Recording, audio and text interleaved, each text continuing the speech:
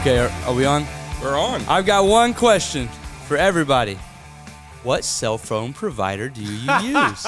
Because apparently our marketing director had. Oh yeah. Did we convince you to leave? Please explain to the paid people. for it. That's right. Wait, we did? Yeah. So Unacceptable. So I need to get my drink. I forgot. But explain to people that what you used. What insect did you have your Insect? My wireless provider was Cricket. Shout out Cricket.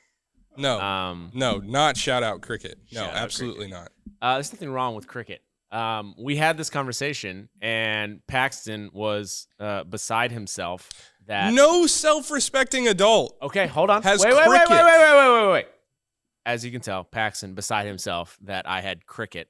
However, never did I have any phone difficulties where you were like, man, that guy, his phone never works. He must have really bad service. I wonder who his provider is. It's terrible. I'd been meaning to tell you. No, you had not, you liar. Yeah, it's very bad. So there was no, that's why you guys didn't believe me when I told you I had Cricket, is because there was no indication that my phone services were bad. There was every indication in the world that your phone None. services You were lie. So is Cricket like one of those prepaid deals? Yeah. Yeah. So you were like buying minutes and shit. Did I send you guys? I only had a few texts I could Did send. I send you guys that TikTok of the commercial? Hoot Wireless. Hoot Wireless. I don't think so. I was like, we need to step up our marketing game. Bro, no free clout. What Dude, are you when you doing? look it up, Paxton just is giving it to freaking everyone. hilarious. Hoot Wireless? Hoot Wireless. like an owl. Yeah. It's this commercial that was shot. It looks like maybe in like the early 2000s. Wait, is it a It's real? wireless. It's real. It's a or real. is it like an SNL thing? No, it's a real commercial. Oh my God. It's Or hilarious. like a college humor or Hang something on. like that? No.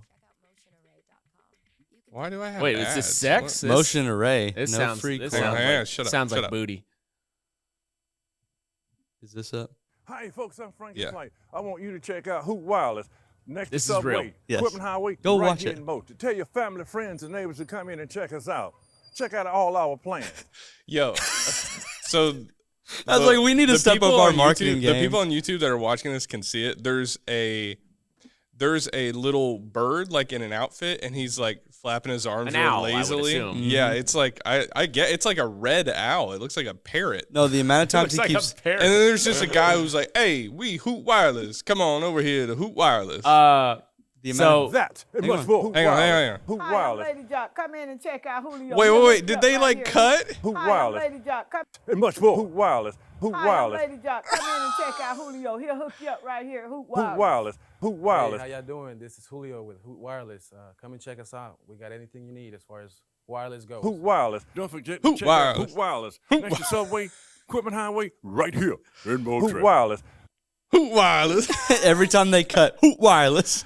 That's and he's like dubbing over them speaking. Yeah. Like they're All trying right. to make their And pitch. what the guy working for him? What was his name? Julio. That's Julio right Julio. there. He'll hook you up He's with like Hoot he got Wireless. looped into this ad. And Yeah, he's like, he's like, I'll hook you up with anything you need at Hoot you got Wireless. everything you need wireless. It's freaking I've hilarious. never seen that before. It That's cracked me hilarious. up. Pax and I have an important question. That's What? the future of PMC marketing. Fire me now. Dude, Wireless. we should actually make like a parody video of that. I told Taylor that. That's we should make a great parody of that. PMC, like just PMC. That's a really good idea. Pax, I have an important question Yeah. because Trent has been known to be, how do I put it delicately, Inept. swindled before. Oh boy. I got a client call me. Hang on. Oh my God. Does this commercial appear to be real or is it a joke? It definitely looks real. I wish you could have seen it. Like you'll probably see it on the watch back, but like Right. it's real, and it's someone who was just like. So you don't think this was a gag? No, I don't think so. You think someone tried to make money with this? I think that's real. Yeah. It looks too authentic. There's like an actual phone number on the screen. By the way, don't call that phone number. Is it a 555-5555? No, it was like a 212 like blah blah blah number. Okay. Yeah, that's like two. I could see that being like an SNL skit. It sounds like it. But it's like it's too authentic to be like either those people are like comedic geniuses or it's just real. like it's and I that think it's dry that you're like, yeah, I think this it's is funny. It's too real to be like fake. Yeah. Yeah, because as Trent was explaining it, and then as I started listening to I it, can see him on the camera.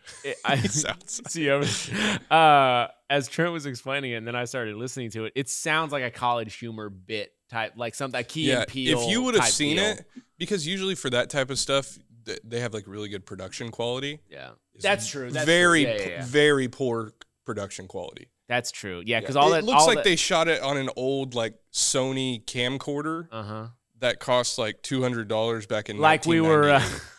like we were talking last week with Evan about how the high school basketball games we were playing were filmed on big a microwave. yeah. big recorders. Yeah.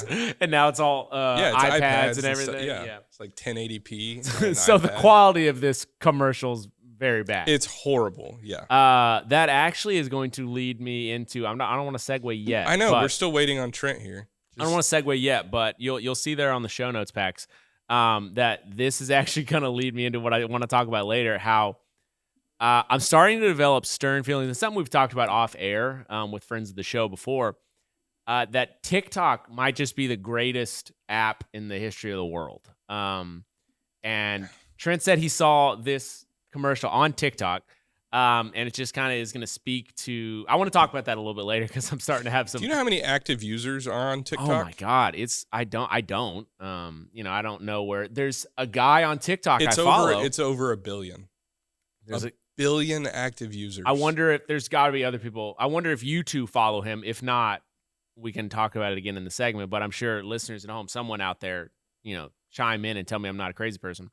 There's a guy on TikTok that one of the things like he does, his content is he pulls in maps that people have made that like he didn't make them. He's just watching them and talking about them, right? Mm-hmm. And it's displaying data of just various different things. Like like one of them was people in the world of the history of the world that have killed the most people, right?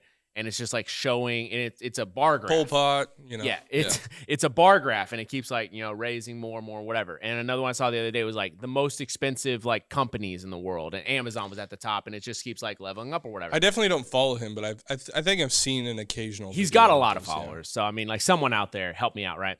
But one of the things that I remember him seeing was something about which social media platforms have like the most active users or something like that. And it's, Twitter and Instagram and TikTok. And it was showing like how many different, like, and I think Facebook was like at the top or whatever. Yeah. But like, that just made me think of him because he does like stuff like that I'm sure there are so many people like actively on TikTok. I actually saw, we're kind of jumping into my TikTok segment now. But I saw one this morning as I was just like getting through my daily process and having some coffee or whatever and just waking up. And I was watching a couple TikToks as I do every morning. And it was like, hey, I don't know who needs to hear this. It's just some woman. She's like, hey, I don't know who needs to hear this, but you said you were going to get off TikTok like 45 minutes ago and you're still here. So are you going to do something about that? And I started laughing because I'd only been on TikTok at that point like a couple minutes. But there are definitely spells where I'm like, I'll get off here in a minute. I'll get up and off the couch and go do something. And then you're just in this rabbit hole that you can't get out of. How often do you hit the stop? What do you mean? When you're scrolling long enough on TikTok, you'll hit the whoa. You've been scrolling for a while here. Oh, you mean when friend of the show, DJ Bosa, sent us that, I don't know how long ago it was now, in our group text. And was like, I got this message that said like, stop, you've been scrolling too long or whatever. I didn't even know that fucking existed. I get that every other time I'm on TikTok. Like, I have literally like an hour goes by and I'm like, I have never seen that. What does it say? I've never seen it. Here, I guess I've kind of feel good about myself now. I'll pull it up. Is it does it force you to stop? Is it like a Netflix thing? Like, are you still here? I mean, like what? No, it says, hang on. Sorry, keep rolling. What is he doing? Is he out there like? Is he trying to get out for murder? Like, what's the deal? My gosh. Okay, so the TikTok. Whoa. You've been scrolling too long. You see this? How often? I mean, every day. Yeah. Okay. So I'm gonna put it on. Do you see this every day? Just listen. Okay. Wait, listen. What am I listening to? Yeah, it'll. Just listen. Okay. been scrolling for way too long now. Maybe you should get some food, get some water, and then come back later. What is that? That plays after a certain amount of time on TikTok. That's like a TikTok sponsored thing, right? Yeah. Stop message. It sounds like have you seen the Crown Royal commercials where it's like water break? Have you seen those? No. Where it's like, I think it's Crown Royal. It's like, take a water break and try and hydrate or whatever. That's exactly what it sounds like. Hey, I know we're all having fun, but let's be responsible. Have some water. It's exactly what it sounded like. TikTok tells you to stop scrolling in a bid to curb smartphone addiction. Influencers with thousands, in some cases millions of followers, make videos that are posted and promoted. Okay. Yeah, I'm not seeing like when it shows up, but it's. What would be your guess? It's after I'm like on there for a while. How long's a while? Like an hour, maybe longer. And how often do you see this? Every day? Not every day. It's like multiple times in a week? Yep. Wow.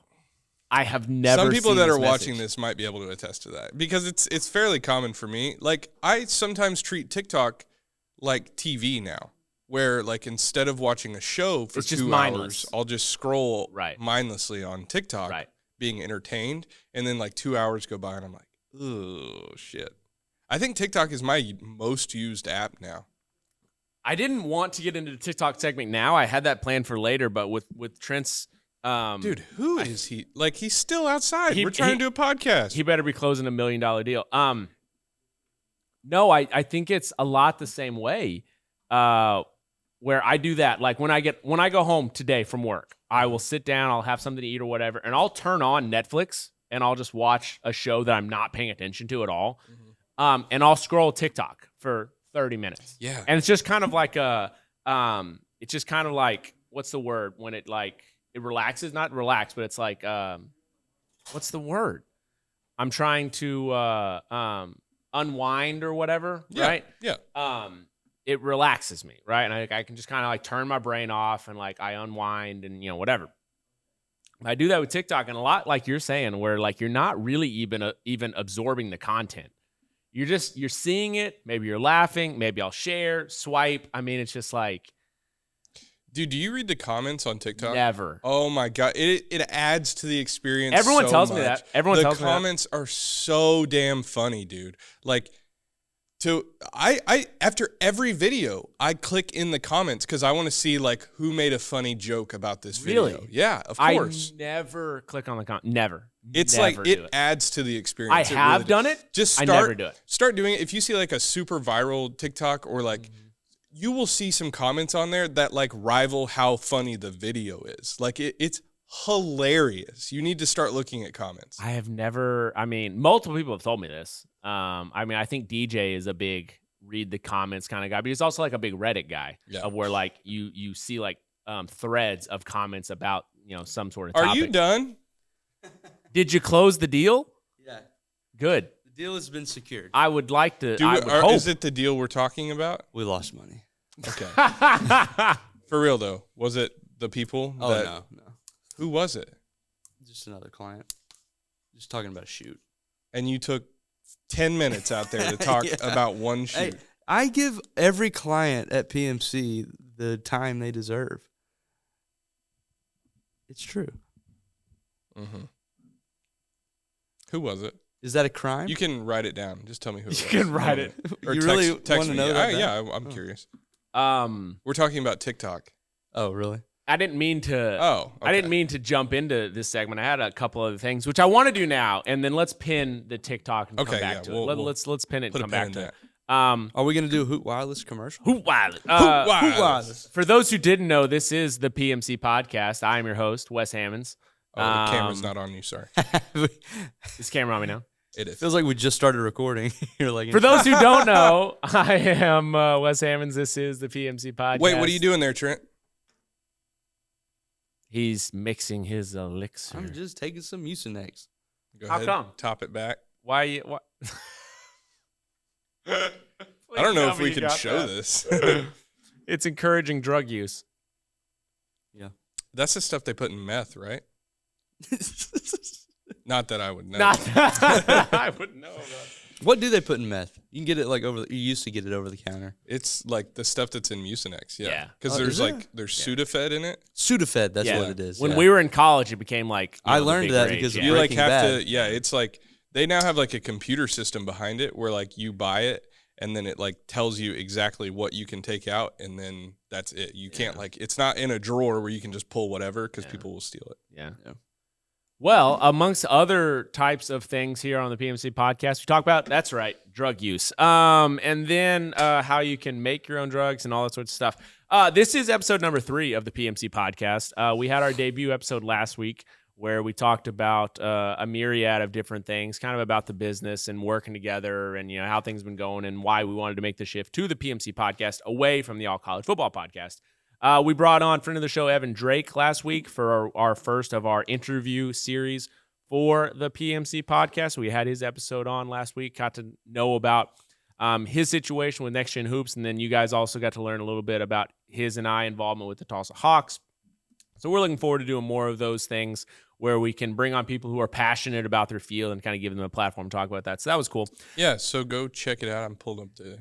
Yeah, page it's really interesting there, and we're gonna be doing more of that in the future. But this is episode number 3, and you'll be hearing this as always Tuesday mornings, and this is kind of the norm, the stable of the PMC podcast with the 3 of us just kind of bullshitting. So here we are, we're bullshitting. Those things happened before. I feel like the PMC cast is off to a good start. What I want to kind of just I think it's off to a poor start. I want to throw it to you guys real quick. Through the first 2 episodes, how do you feel like, and I kind of mentioned on the first show last week that it's going to take us, a couple months of doing this before we kind of find a rhythm. How do you feel like things are off to a start here on the PMC podcast, boss? About as expected. We've been podcasting for a while, so I didn't think our chemistry or how, because a lot of people get nervous when there's a mic in front of them. Yeah. Now we have cameras on us, which is a little bit weird. I'm still not quite used to that. Yeah. But I knew we would be fine technically. And I knew we would be fine as far as chemistry. It was just what are we going to talk about? Yeah. The content was the only thing I was a little bit nervous about, but Yeah. I think it's fine. We talk about random stuff, like Hoot Wireless and Hoot Wireless. No, I don't really have been on cricket too many 27 years. expectations. Holy shit, is a client calling me now? I think they are. Hey, are you guys But going to be like it's- me it's and not a just client we silence have. your I phones? think I'll just send it to voicemail. Silence your We're doing phones something while right we're in now. the middle of work business. Through This is 2 work business. through 2 episodes, you feel like things are going as expected, Paxton? Yeah, I didn't have really any expectations for this. I knew that, like he said, we've been doing podcasts for a while now. It's Right. just we're just and also I feel like the part that we started to enjoy the most from our old podcast was just the first 10 minutes when we were shooting Right. the shit. And we were Yeah. like, let's just make a whole podcast of doing Right, that. right. Us just talking about nothing. Right. Well, and, We got the most engagement and people liked that the most because they would listen to the first 10 minutes and they'd be like, too much football. I'm out. So I think there's an argument that can be made that philosophically the reason that was so successful and the reason we enjoyed it so much is because that was a precursor and not the main dish. You know what I mean? Yeah. Maybe. Same way people enjoy their hobby but don't like their job, and then when you try and make your side hustle the main thing, all of a sudden you don't like it as much. Yeah. Kind of that deal where you can enjoy it because it isn't the focal point, Yeah. right? It's not as stressful. It doesn't have to be time consuming. If it's good this week and bad next week, it's fine. It's no big deal. Well, that's what happened with the 3 and Out podcast. Exactly. It became a chore. Our It became- original college football podcast. Yeah. It became a chore. And we also all lived pretty separately from each other. And Yeah. Well, The- yeah, the when we reason first it- started it, we lived Yeah, we within lived- 5 feet of each other. Yeah, we all lived together, so it was easier to do it like that. But yeah, there was a time we tried to keep the 3 and Out podcast going when I lived in Austin. You lived Yeah. in Claremore, and I Wes was lived in Tulsa. Bixby. Yeah. Yeah. So we were pretty spread out. That didn't work either. No, So, I think that's important. And, without getting too philosophical there, I think it's, there's a reason why that was successful. And like I said last week, we're going to try some different formulas. We're going to bring the advice segment back this week. We're going to give that another run because I think there's something there, but we have to have the right headspace for it. I feel like meta discussions about the podcast structure itself are probably not good podcast content. It might be, Well, I'm just saying, like, that's what we're gonna mess around with the schedule until we find something that fits. Speaking of Meta, did you guys see that Facebook and Meta like shared their quarterly earnings, and it was like way down? They lost so much. You know money. who I did? saw You that. know who did? I was gonna say, there's no way Trent saw such a thing. That feels a little I saw pop that. culture. That's more to do with like finance and not really pop culture. I That's fair. so, That's fair. yeah, I expected him to see. Oh, that. I'm sure there's like a drama side to it that like that's the outlet y'all that's- saw it through. Yeah. But do you know why? I had the newspaper. You know and I was when? like, Hold you on know- real quick. You know Apple. Hold on. No, you you go know ahead, go ahead, Apple go ahead. has the thing now where Apple will ask you like, do you want this to track you across apps? Yeah, And you yeah. can choose not Right, to allow right, that. right. Most people have been saying no. I don't want you No, to I think allow everyone's that. saying Yeah. no. And that is like hurting Facebook so badly. really? Because all they do is track like Right. what apps you use, in what order you use them, what you're doing, how long you're scrolling. Like they track all that stuff and they make a profile about you, and then they target ads towards Right, you, right. and then they sell that information. But now it's like it's really cutting into them, and TikTok is siphoning off a big portion of their user base. Which we talked about earlier. TikTok is phenomenal. We'll talk more about that in a minute. Paxton, we said off air, and I do want to, I have here on the show notes side, I kind of want to review the happenings of last week a little bit. You nailed the weather, my guy. You wanna chime in here and talk to your people? yeah, so I think you may have actually undersold it. yeah, a little bit. I mean, that was the goal, was to undersell it a little bit so that, you know, if it overperforms, you're like, oh, Yeah, Okay. that's how I feel right now. yeah. I mean, everyone's always like, oh, the weather people are always wrong. Let's give them our our comeuppance whenever we're right. You know, Our hatred. yeah. I mean, I told you about it like 5-6 days in advance. I think. Yeah, And you started it giving me a was- look like, Wes, it's a possibility. I know, might like happen. it was wildly it was wildly consistent on the models leading up, you know, 4 or 5 days in advance, and then just kept trending higher and higher as it got closer. So yeah, What slam you said dunk. is rare, right? What, for like 5 days out to be that consistent That it across models? actually like holds and then comes to fruition. Yeah, because I feel like we get, you know, little looks like that on the models, and I never tell you guys because I'm like, I don't know how much I trust that, but Because you don't want to get us right, I don't excited want, exactly, if it's not going to happen. Right, exactly. Right. But you know, it started to show up pretty consistently, and I was like, I'll go ahead and share that with them, and then it just started getting better and better. Yeah. So you knew.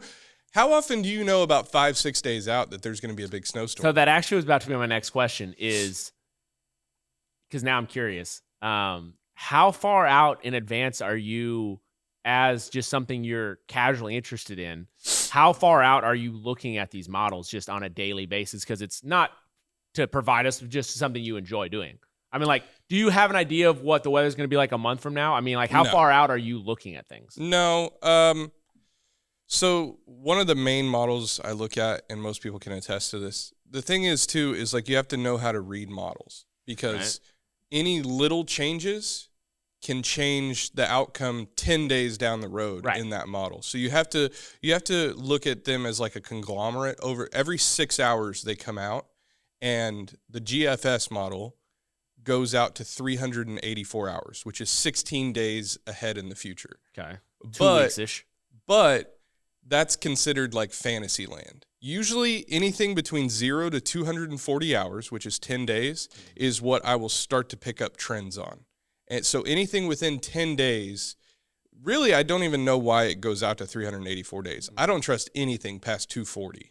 But occasionally there are times where there are consistent patterns like past 240 hours, which is like 10 days in the future. And so like that's something to watch. Once you get into 240 hours away, you can start to pick up on a pattern. If you're starting to see consistency run over run every 6 hours, you're like, there might be something to this. So are you just casually as a fan then just kind of looking, you know, after work, get on your phone, scroll some TikTok, look at what's the 10-day out look like? I mean, just casually looking at it. Yeah. Yeah. I mean, I assume, it's my hobby to like keep track of things. Right. Like I have this weird. So 10 days is kind of what you're looking at as far, I mean, you're not really looking past that for the most part. No, not really. Like it might be to pick up on a trend here and there, but usually I'm just ignoring anything past 10 days. That's interesting. And we'll have Paxton's weather forecast at the end of today's episode as well. It's pretty boring. Right. And most of the episodes it will be. It's going to be nice. Yeah, there you Things go. Things are going to warm up a little yeah, bit. maybe really? can be excited about that. There was one thing on my show notes from last week I wanted to talk about. I was adamant about that after review we actually didn't get to. So I want to bring that up right now here. And I talked to Trent about this, and I think I brought it up with Paxton, actually. I brought it up off air, and I didn't speak too much to it because I wanted to talk about it on the podcast, and then we didn't. For Christmas, so we had this big discussion about how we all view food and how we eat and how it's, it's unhealthy for all of us have our, issues or whatever, right? We had this big conversation on the podcast a couple weeks ago. And for Christmas, my mother-in-law, Chloe's mom, got us a Sam's Club membership. Yeah. Okay. So she's paying for our membership. That was like our Christmas gift. I thought you talked about this. We didn't talk about it on the show. Oh, we didn't? And I wanted to get into it. I thought it was Costco. I swear I've done this. You said on the podcast Costco. I probably did. I honest to God don't know which one it is. Oh. Okay. Costco, I've heard, is better. I don't know. I've said Costco or I've said Sam's. Costco, we're the Costco. And Chloe continues to correct me. And hand to God, I don't. Is it Sam's? I think it's Sam's. Okay. Yeah.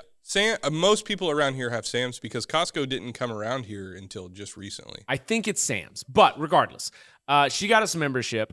So we went, the first. By the way, TLDR. I'm fucking with you. Okay, go ahead. Sorry. What's that stand for, Trent? Too long, didn't read. Hey, we're learning. A+. Thanks. So we went to TL. We went to Sam's Club a couple weeks ago, right, for the first time. And we stocked up and got groceries and bought everything in bulk or whatever. And, I mean, an interesting experience for a guy who doesn't really... What did you buy in bulk? And do you have the space for it? I feel like I would buy like one or two things in bulk. Oh, I have the space for it because my fridge is empty. I mean, it was empty, and my pantry's empty because I don't keep food around because I don't eat hardly at all. Oh, here's what you should do, by the way, just as an aside. You should be buying deodorant in bulk. There's nothing about it. Like, do I smell? Do I? No. I'm just feel saying attacked. every human being, like, there's no reason not to go buy 100 sticks of deodorant and just have them forever and never run out. I did buy some deodorant. I bought toothpaste, like, a couple like of the pharmaceutical things that, I just got in bulk. But it was a weird experience because everything, you can't just buy like a can of something, right? So like one of the purchases I made was I drink a lot of Captain and Coke, right? Little Pepsi with my Captain. I know it's Captain Coke, but I drink Pepsi. So like I'll have Pepsi at the house, but like I only drink it when I drink alcohol. Like I don't like have a Pepsi by itself. And even then, like I'm just mixing it. So I'm not using very much Pepsi. You right? should switch to Diet Pepsi. Thanks. He doesn't eat. Just keep drinking the sugar. It's fine. I need the sugar. Need the help. So they had a big container of Pepsi, right? And it was like Big container. Yeah, what does that mean? What's Like a big gallon of it? container? Or something? yeah, it was a jug. Like a gallon of milk, but it's Pepsi. No, they had Oh like my God, that would be so ridiculous. no, it was like Handle. Yeah. it was a pallet, right? What? A pallet of Pepsi? A pallet of 2 liters? I'm telling you, I do not know when I'm gonna buy Pepsi again. I don't know when I'm gonna need to. Hold on, I gotta pull this up. It was 36 bottles of 24-ounce like bottles, right? 36 24-ounce bottles? Yes. Oh. Okay. Which maybe doesn't sound like a lot, but when you think about it, That sounds like a lot. I mean, it's like, because you buy a 30-pack of cans, and I'm imagining They're that. 12 ounces. But of the 24-ounce bottles, which is a lot. okay. Now also understand what I said. Oh, is yeah, like, you only drink it when you're drinking Captain. I will drink a bottle of Pepsi, like a normal 12-ounce, in a week. I mean, just from like drinking alcohol? yes, because I'll use it as a mixer, right? Yeah. So I mean, like, when am I gonna have to buy Pepsi again? Yeah, you won't. In 36 weeks, it sounds like. Is that like Well, or 30 weeks. You Right, got I a mean- 30-pack, yeah. right? Oh, it's 36, 24. No, because So 36 weeks. I go through about a week worth of a 12-ounce bottle. So Like a year? Like how when's the next Yeah, time I'm you're gonna good. buy Pepsi? So it's February now. We might be able to pick up this conversation in November. And you're like, hey, man, I'm We'll out have of to Pepsi. see. We'll have to see where you're Yeah, at. put a pin in it. I'll let Yeah. you know next time Yeah, I I'll set a purchase reminder. my a section in my fridge. Next time you come over to the house, look at it. It's just full of Pepsi. I'm like, I don't know when this is gonna be here so long. It's gonna be here so long. Till like Christmas, probably. So I bought that. I also got a big jug of everything's a jug there, right? Ketchup? No. We don't use ketchup. A big jug of Gatorade powder. Oh yeah. Of like, recovery electrolytes or whatever the hell. Because I don't take in nutrients throughout the day. So I was like, I should probably get that. So I've been putting that in my water and trying to get some, some nutrients in my Wait, system. so Gatorade is your nutrient? It is now, yeah. Previously, it was What? Previously, I didn't have any, so That's just sugar and electrolytes. I didn't have. I don't have sugar in my diet. Okay. We've talked about this. All right, okay. You know what goes Yeah, into I my guess. body on a daily basis. Yeah, okay. So I bought like a big container of that. That's gonna last a while. Yeah. What else would buy like in large quantity? Paper towels and toilet paper. We got a huge thing of that. How much did you spend? Like $400. Yeah. Yeah. That to sounds have about right. Pepsi for 9 months. I don't know when. I mean, just like That seems ridiculous. You save a lot of money too. we bought a big thing of rice, like a big bag of rice, a big my thing of God. like pasta. I was about to say, don't get anything perishable. No. I mean, we got a ton of like big, like chips, stuff like that. Are you good with eating the same meal every day? I could eat the same meal I used to do it in college. Dude, Remember? He I would eat get the same thing. so sick of food after like 3 days. Like I can't eat the same lunch. Chloe's every the day. same way. Chloe's the same way. I We will meal need prep. variation. Chloe's the same way. We'll make some meals or whatever. Like we'll make something and like put it in some Tupperware and like, wait, was it? What was it? What'd you say? And we'll have it. You're throwing Don't bees at me, babe. And we'll just have it in the fridge, and you can eat on it for a few days or whatever. And after like 2 days, she's like, I can't. There's still leftovers. She's like, I can't eat this anymore. I'm like, kinda the fuck it, same I'll way. eat Oh, it. I'm like 100% that way. Like I've bought I drink these white monsters like every day. Yeah. But there's a weird thing where when I don't have the choice of what I can drink, so I bought like a pack of 40 of them one time because I was like, I might as well just buy it off Amazon. It was like a lot cheap. It was like $50. Did you for 40 get of the them. pallet? No, I just got like a big container. Every time of you like say 40 that, of them. I picture like a forklift yeah. loading white monsters into the bed of Pax's truck. So I got like 40 of them, and like 20 days in, I drink these every day, no matter what. Right. But I have this like instinct of like choice in my brain that I can always go with something else if I wanted to. But the fact that I have 40 sitting there looking at me every day, by like day 20, I was like, Sick of they're these. disgusting. I don't want to taste this anymore. So I talked about this with a friend of the show, Evan Drake. I think yesterday we were talking because we were at Hawks tryouts and we were just hanging out or whatever.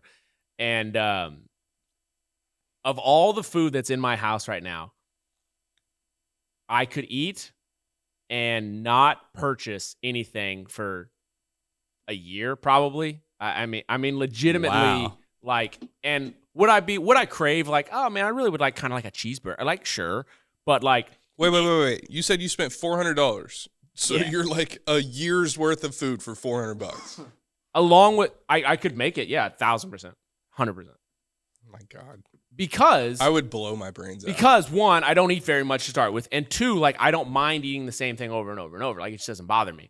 Yeah, when you would meal prep in college, dude, it like one, that seems miserable to meal prep. Like it's just you made like 12 baked chickens for your whole week. Right. But then also like eating that same shit, dude, it makes me want to die. Like it doesn't bother me. So like I could take what's in my house right now and eat, and like, yeah, sure, there would be times I'd want to get something else. But if you're like, hey, you can't do it. You cannot buy any other food until you eat what's in this house. I could do it. And last a while and be fine. And just I could make things. It would not be an issue. I can't do it, man. Yeah. That's why I don't ever like really go to Sam's, or I've never thought about a Sam's membership. Right. Because I know that I will eventually end up throwing out like half of it. Because you'll get tired Because of it. I'll be excited at first. I'll have like, a shitload of stuff I can just dig into. But then I'm like halfway in, I want to just throw everything away. I don't want to even look at it. See, so that was kind of my big takeaway from the Sam's trip. I had 2 big takeaways. Number 1, how do I put this delicately? Riveting podcast. Oh, boy. Info. How do I put this delicately? Uh-oh. You just shouldn't put it. Ooh. This is a takeaway from Sam. Okay. Let's hear just it. Let's say- hear it. Yeah, Wes's Sam's takeaway. Action. We're definitely clipping this out. Oh, yeah. You're going to make some people upset. Number 1. Oh, boy. Let's just say, you guys know what Chloe and I look like, yes? Mm-mm. You've Go ahead seen. and explain to the audience. Most of the people at Sam's Mm-hmm. did not look like Chloe and myself. White? Chloe's not white. I'm just fucking with you. So do with that information what you want. So you're saying people that shop at Sam's are fat asses? Oh my God. Everyone there. Hey. Everyone there. You're talking to a former fatty. No, here. no, Paxton. No, Paxton. No. I think This people that go to Sam's have families. It's not necessarily just because they eat a lot of food. Have you been to Sam's? Yeah, I've been a lot. When? I love going When's to the Sam's. last time you went to Sam's? Month Sit ago. here and lie to me. Probably a month ago. 6 weeks maybe. We go like every other month. And I like going because Sam's has some cool shit. It does. Like I They do enjoy have cool Tay shit. does like the food shopping, and I'm like, dude, you should like the things they have on the south wall where there's like South Wall. there's I know like which wall all that these is. the different types of Yeah. containers they have, and like they even Yeah. have furniture and shit. Yeah. Yeah. Did you guys hear about the Costco? I saw an air fryer that was really cool. Did you guys hear about the Costco thing? So apparently, like Sam's and Costco, they have like hot dogs and pizza up at the front that you can order. It's a concession stand, yeah. Costco's co-founder told the company's CEO he'd kill him if he raised the price of the chain's hot dogs, like at the front. Because I guess they were trying to do that because they were like not making money off of it, Yeah. and they're like $1.50, and he was like, I will fucking kill you if you raise the prices of those hot dogs. I don't care if you're CEO, I will murder you. Who said that? The co-founder of Costco. Which, like, respect, bro. Respect. Like, I will he's kill like, you. we're keeping these prices low, and those hot dogs up front, even lower. Even He's like, lower. we're not That's going what to gouge brings your in eyes all the out. fatties. Exactly. Yeah. He's like, I will kill you, bro. Don't test me. Takeaway number 2. I loved it because I hate going to the grocery store. We're gonna watch your progression over the following months. Yeah. You might start fitting in there a little more if you I keep know, right? going. I can eat the same meal over and over and over. So buying a big container of thing doesn't bother me. And now I don't have to go to the grocery store or worry about there not being food in my. I loved it. I thought it was. I'm excited to go back, but I don't have to go You're back. gonna go back Christmas. Yeah, like I think Trent, what you said probably is accurate because we started thinking because we spent $400 and the first time we bought some things we definitely didn't need, right? I'm a Just sucker 'cause- for the crab legs. Yeah, we bought like perishable things. Like we bought a big thing of salmon that was gone. I mean, like we got excited in the moment. And I've bought done some the same things. thing. Yeah. I bought a huge fillet of salmon. Yeah. Like I'm gonna smoke this on my Traeger. Yeah, It's gonna yeah, be yeah, dope. yeah. It's still in our freezer. Yeah, exactly. So I mean, like there are some things like that we won't do again. But like, yeah, I started thinking like, okay, because previously, I was going to the grocery store probably once a week and would pick up a couple things here or there, just whatever. I wouldn't go to the grocery store and buy a bunch of things. I would just buy a couple things at a time and then go, oh, I need a couple of these, or whatever. So I started thinking, I was like, how often are we going to now grocery shop if like this is our main grocery store experience is coming to Costco or Sam's or Costco and getting the stuff? And I think, it's probably every 6 to 8 weeks is probably kind of the time frame. Yeah. I mean, I won't be buying Pepsi until 2023. But sometimes we get lazy and we'll just go to like Walmart. yeah, I mean, yeah. And then we're like, damn it, because then it pushes off our Sam's trip like a few Right. more weeks. Yeah. But I feel like I shop now for groceries. I mean, I don't go in the store. About to say. You can't force me to go in Gotta say, fucking Walmart. Paxton is an elitist. Yeah, I hate going to Walmart. How much does it cost for you to have your groceries delivered? It's like $7 to have everything delivered, and then there's like a $5 tip. So I'm paying like $10, $12 extra, every time I need groceries, which like, okay, I'll pay $10 to $12 extra. If I'm paying like $150 worth of groceries, it's like $165 to have someone deliver it. See, so here's okay, I don't care. So here's my issue, and Chloe gets mad at me about this too, because like she'll go to the grocery store and be like, "Hey, what do you want?" Like I'm going, like, is there something you want me to get you? And I always say, I don't know, because like my brain cannot formalize like what I need unless I'm there. Yeah. So like if I was just like ordering groceries, like I would just get, I don't know, I would have no idea what It's I like get. sitting down at a restaurant and the menu being like the yellow pages. Yeah. I just like, I will say, I don't know. I will say that like now that my diet is different, I didn't used to do this. Right. Now that my diet is different though, and like I have a set few things that I do order that are very similar almost every time. What are those things? Like keto pizza, bacon. Bacon. Yeah, bacon. All right. Turkey It's keto. bacon. No, regular pork. Like those little Special K protein bars that I eat. White Monsters. White Monsters, yep. Only in packages of like 4. In case you get tired exactly. of them. It gives me the sensation that I have a choice to do something else. Little keto peanut butter cup. Like I just, little stuff, just little meals to eat whenever I'm like, I need to save some money, Yeah. I remember in college in my grocery list, I'd be like, if I did go grocery shopping, I'd get like 5 frozen pizzas. You ate those shells with cheese like every other night. Shells with cheese with broccoli. Yes. The broccoli. Velveeta shells with cheese. Dude, that stuff slaps. It's so good. We got a big thing at Sam's. We got a big thing of mac and cheese. Nice. Yeah, that's a good one. That's a good one. Yeah, it's going to last for 6 months. Ramen. We usually buy ramen. Huge in bulk. Yeah. I just don't eat I don't eat anything noodles anymore. Yeah. I had pasta the other night. I went to Olive Garden with Erica and her sisters, and I had pasta for the first time in like 7 months. Yeah, how was that? It tastes really good. I forgot. I had chicken parm with fettuccine alfredo. Did you get yourself nice and full? I got to tell you, man, Olive Garden is very overrated. I hate Olive Garden. Yeah, I'm not a big fan. It's not any good. Really? I don't think it's not bad. Don't you have a buddy that works there? Yeah, Clint is a manager. Clint, bro. Jesus. When are you going to grow up and get a real job? When you going to go work at, who's their competitor? They don't really have one. That's why they're in business. It's like and they can be shitty.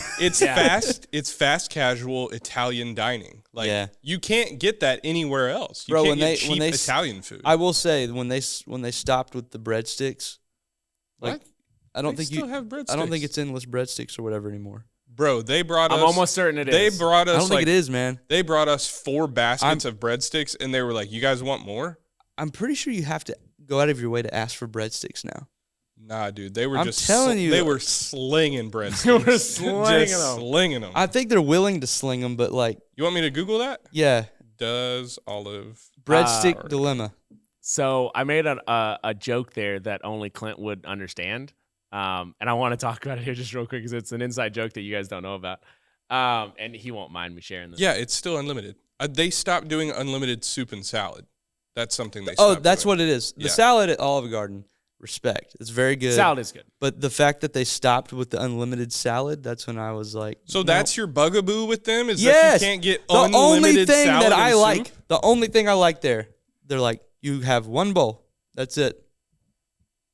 That bothers you. It pisses me off. That's the line in the sand. Yes. It'd be like my favorite Mexican restaurant being like, slap, no more salsa. No more salsa. Their breadsticks slap hard. You've had enough tortilla chips. Yeah, I'd be so pissed. What's your favorite roll? Like at a restaurant? Oh, favorite roll. Mine is the. What is it? Dude. I can't remember. What's the name? Texas Roadhouse has really good rolls. Better than Texas Roadhouse. Yeah, what's it called? I don't eat rolls. The place in Ada that we went to. Well, they're everywhere. Yeah. But yeah. You don't eat rolls? Santa Fe. No, never. Santa Fe. Oh, yeah, Santa Fe. I went to. Have you ever been to Cheesecake Factory? Sure. Do you like it? It's fine. Bro, I'm never gonna be like, you guys know where we should go everyone tonight. I've ever talked to is like, Cheesecake Factory is the shit. Cheesecake Factory Nah, is the it's- shit. it's I went to fine. Cheesecake Factory the other night. Shit. Mid as fuck. Like, overrated. So bad. Yeah, I don't. I ordered a filet mignon, and I was like, hey, $35 steak? This better Hey, be what good. did he- It was, like, well done. Hold on. What did he just call Cheesecake Factory?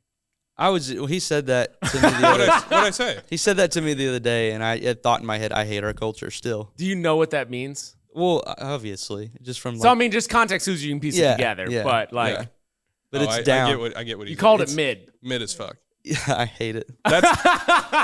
That's from TikTok that Yeah, I it picked is. that up. Everything is mid. Skyline chili. Mid. I don't know what that's from. That's TikTok. Oh, okay. Is I read the comments and they're like, Oh you know, my God, there's you're- like a video of like someone dancing or whatever. It's like a chick and someone's like, she's mid. Like, Wait, so you haven't seen like the mid videos? no. I just picked up on the vernacular. This takes me to what I want to talk about here. That TikTok. By the way, Cheesecake Factory, mid as fuck. By the way.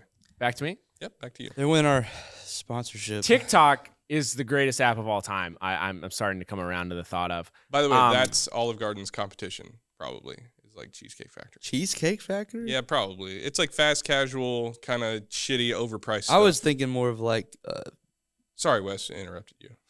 so yeah. I actually was trying to come up with a comp for Olive Garden, and I was. Well, blanking. I feel like Cheesecake Factory I don't is feel like kind of it's there. Cheesecake. No. It's not Cheesecake. What? Factory. That's a bad take. by maybe you. Charleston's. But Charleston's, Nah, Charleston's is way better. is in a whole nother league. Yeah. Charleston's is more of a steakhouse than the Italian joint. What? Yes. They have a lot of Italian food. Yeah, what is a competition for all? Because every time I go to Like Spaghetti Warehouse? Yeah. yeah, so every time I go to What's the place? Carrabba's? Isn't that an Italian place? Yeah. Yeah, kind of. That's a chain. What about Zoe's. Zio's? Zio's. Yeah. Zio's is a Wait, what's Zoe's? Isn't that a place I don't know too? what That's Zoe's a place, is. but yeah. Zio's Zio's what I is the meant, one though. we're What's talking about. Cheddar's is probably like a. No, that's like no. That's like a I mean, comp. it's not Italian, but That's it's like a shittier version of Charleston's. Charleston's. That's a comp to Charleston's. yeah. way It's like higher class Applebee's. Yes. That's what I- Yes, it's like- that's exact. I almost it's said it's like an fast Applebee's, but it's casual. better. Don't than shit on casual Applebee's. stuff. Applebee's Hey, is Applebee's so slaps, good. dude. I'll tell you. No. Applebee's makes Chili's. Don't you come in dog here with shit. your elitist You think nonsense. Chili's is better than Applebee's? The Get same as fuck everyone outta else here. on the Applebee's planet. is way better. Okay, thank Yeah, you, got you, Paxton. got you, bro. got you. So do you remember we used to go to Applebee's in college? Bro, When we lived in- Applebee's slaps so damn hard. Whoa, whoa, whoa, whoa, whoa, I whoa, would- whoa, whoa, whoa! I always whoa. get what was it called? The New Orleans steak or I don't remember. Bourbon Street filet or something. They have a steak. Are you sitting here telling me? 100%. That Camera on me. It's on you. I'm doing a podcast. Yep. With two people I'm about to mute your mic. who think Applebee's is better than Chili's. Okay. You're goddamn right. Explain yourself. Yeah, how is Chili's better than Applebee's? Applebee's has better appetizers. Applebee's has a better dining experience. Their steaks are better. Just first of all, their steaks are better. Their menu is so diverse. Yeah. There's so many items on Applebee's menu that I are can't- like blow me away. I can't have this conversation. Also, The Applebee's. the fried honey chicken tenders that they put in the mac Yeah. and cheese, bro. Well, There's nothing better. also Applebee's has a better bar. It's way bigger. There's more TVs, in there. It's TVs. like it's yeah, dude. You're out of your mind. I can't even Applebee's have goes- this conversation. Yo, Applebee's queso goes hard. yeah, they do the queso in the cast iron skillet. Yeah, Chili's queso is like meh, but it's like a chili queso. I which wonder actually why. Kind of makes sense. Yeah. Chili queso, but their queso is like The kinda only thing mid. I love about Chili's that Applebee's they can't touch is their chips and salsa. I think it's so good. I I'm not a can't. huge I chips can't and even. salsa I can't guy, so- have this conversation. I don't even know what to do. yeah, with because this. you have no legs to stand on. I'm so befuddled. I can't. Applebee's over Chili's day. any day. Take a poll like on Twitter or something. Like, Yeah, Talk- Applebee's- talk to the That's camera. a good. Yeah, because okay. Talk to the camera and ask for clip this ask up. for an Yeah, answer. got clip you. this. Okay, thumbs up for Applebee's and a. comment. How are you- Comment for Chili's. What are you doing? What platform am I talking to? I don't know. YouTube. We're on- YouTube. We're on all the platforms. Okay, how about just comment down below Applebee's versus Chili's, and we will count up the comments across all platforms. Okay, Facebook. Yeah, so Instagram. I start will from the lose. top. I will Start lose from my the top. mind if it's. There's no way it's Applebee's. You guys are wrong. Trent, start from the top. Tell the people. Make it drop. That's Okay. Tell the people. Okay, so serious question. Have you been to Applebee's? Have Who you been has? Well, no. What? How are you framing Rewind. this? Have you been to Apple? Do you live on Earth? Camera on me. Well, where's the closest? No, you're Trent, done. Think about Applebee's is everywhere, bro. It's everywhere. where's the closest one to here? Tulsa. Where? I don't know. You don't Arrow. know. There's like more. Just stop asking if Okay. they've been to Applebee's. Okay, I'm sorry. Jesus Thank Christ. What's better, Chili's or Applebee's? Comment below. Comment your comment below in the comments. Why are you the way you are? Why do you do these things? Because I don't care. I'm gonna I lose. know it's right. Applebee's is gonna win. No, there is no chance, Bro, we went to Chili's. None. We went to Chili's last night. That steak, mid as fuck. Yeah. At least they cooked it right though. Why That's are you better going than, to Chili's to get a steak? Because I want to keep it like sort of keto still. Well, I don't like Go to a anything they have there. steakhouse to get a steak. Yeah, for like $40. They're giving me a steak for like $10. I'm gonna take it. Hey, It's a 6 ounce And then steak. you're complaining They that it's cooked not it right. very good? Yeah, I'm just comparing it to its competitor, which is Applebee's. hey, what was Nonsense. better, your $40 steak at Cheesecake or Chili's last night? Okay, I will say the one at Cheesecake Factory was seasoned very well and it tasted a lot better, but it was cooked like medium or like medium well, Is there a chance that maybe which they I just- order medium rare. And I was like, are you, he even was like, go ahead, cut into it, make sure it's right. And I was like, And you didn't send it back. dude, there were so many problems. So Erica's Even though it was not how you wanted Erica's it. vegan, and we were trying to get her something to eat, and it literally like they had to have the manager come over because they're just out of everything. Yeah. We had to have like 5 conversations with them where like we picked something for her, and then they were like, "Oh, sorry, we're out of that Yeah. too." I was like, "Dude, come on!" So I got my steak finally, and I was just like, "Fuck it, I don't even care, whatever." If that was the only thing, I'd have been like, "I send it back." I send it back. Come over here. I send it back. The gabagool. You guys are wrong. Social media will show us that Chili's greater than Applebee's. We'll find out. We'll tell you all next week, so stay tuned for that. I want to talk real quick about Paxton's pop culture update and just a couple things here. If you have anything off the top of your head, I'm gonna point this in a couple directions real quick. Number one, we talked about earlier, and I almost interjected then, but I decided to save it. Facebook metaverse thing you saw about that was financial rights. We said that's a little different. Their stock fell off a cliff. Paxton, I assume you're going to know the answer, and then I'll ask Trent. And don't say the answer, just say, yes, I know, or I don't, right? Okay. A very famous person over the last couple days came out that they are pregnant. I literally have this on my topics that I was Okay. going to bring up. Trent, Oh, a very famous person. I told him last night. Wait, let's see if he knows. A very famous person in You our might not culture. remember. I don't think he remembers. A very famous person in our culture, a celebrity, announced that they were pregnant like 2 days ago or something. Dude, I told him last You night. did tell me last night. I'm trying to remember Wow. the name. Yeah, because I was like, I told him, and I was like, oh, that would be good for the pop culture. And he was like, oh, you already told me, though. And I was like, yeah, that's true. Damn it. How do I not remember? This is how out Apologies. of it of pop Wait. culture he is. Before he told you, did you know about it? No, he didn't. All right. But I can't even remember. So I mean, who that's hell it the was. answer. God dang it. Do you want to know the answer? Yeah. It's Rihanna. Oh, yeah. With A$AP Rocky. Yeah, that's right. Yeah, Okay. and By that's the way, crazy. I let's just completely dive into forgot. this. and Drake is everywhere crying right now. Yeah, bro, Drake we're is about to get crying. the greatest Drake album of all time, and I Is cannot Drake and wait. Rihanna, were they together? Pop culture update. Give it to him, Pax. Were they really? Yes, for like years. For like a couple of years they were together, and like It's they been a almost long got time. married. But Like it's been a while. it's been a while. I mean, hang on, let me. I mean, I knew they had Drake a about thing. to spit some word. fire. I knew they had a thing when they came out with the song together. How What long song was were it? Drake I mean, and that was a Rihanna while. together? It's They a were while. together nearly 3 years. Oh wow. Yeah, they stopped dating in January of 2020. Oh wow. Yeah, yeah. Do you have other things prepared? That's for- why him and Chris Brown were like beefing. Yeah. because Chris Brown was with Rihanna. I didn't fucking know that. That's so crazy that you don't know this stuff. Yeah, okay. So Rihanna's pregnant. Do you have other things prepared? I do. Because I've got one other I want to ask about first. Rihanna. Okay, yeah, Congratulations. Because we kind of talked about it last week a little bit. And then you and I talked about it off air. Trent, do you know what Wordle is? No. Any idea at all? Well, you said it was a game. Yes. So now my thought is like Hey, words with friends. before we or keep something. going, it just got choppy. Let's pause. All right. We'll be right back. All right, we're back. I'm gonna set you. Sorry about that. And we're back. I'm gonna set you back up here because this could be clip-worthy content. I want my baby back, baby back, baby back. Chili. Not Applebee's. Applebee's. Baby back. See, Baby Chili's back ribs. over Applebee's. Anyway, Trent, camera What? on me. It's on you. Do you know what Wordle is? No, but you mentioned it was a game, so I think of it as like maybe like a words with friends type Okay. game. Sort of. I mean, it's a word game where Before I mentioned it was that anything at all. No, well, I've never even heard of it. Have you seen people post about it? Nothing. No. Bro, What is you on are your literally living under a rock. What is on your timeline? I have no idea what you're doing with your time. Wait. He also didn't know about the no bones, right?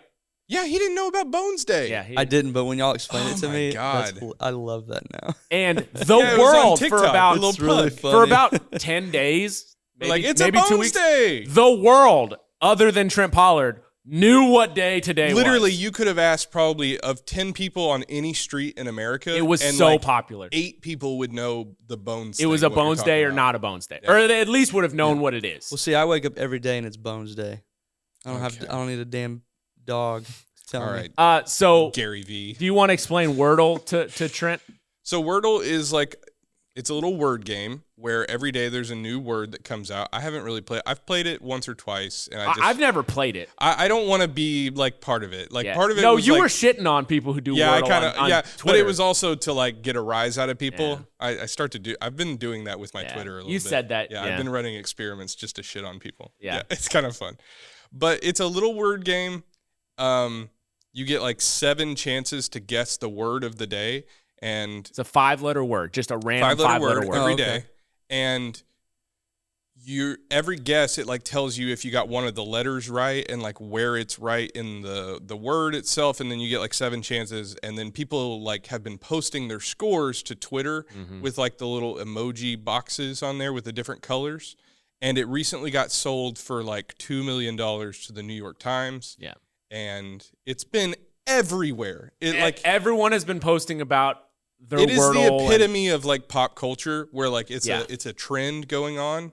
Like That's cool. it's like the same thing. You remember Flappy Bird, the game? It's kind of something like that just takes over the world Yep. for like a few weeks, and then you're never going to hear about it again. in In 2 like a weeks, no one will be playing month. Wordle. No, yeah, exactly. What an easy app to develop too. And they sold it for Oh, $2 yeah. million to the New Yeah. York Times. Yeah. And people just will. But the will thing, the New post, York like, Times will their probably have it results. forever. Like Yeah. the New York Times will probably keep that game in their website Yeah. for like 25 years. We should And- make our own Wordle. And you just haven't seen people post about this. I don't know. I don't That is I don't think I wild to could have me. avoided it if I wanted to. Here's the thing. People There's have no started way. people have started muting the word Yeah. Wordle on Twitter so they don't have to Right.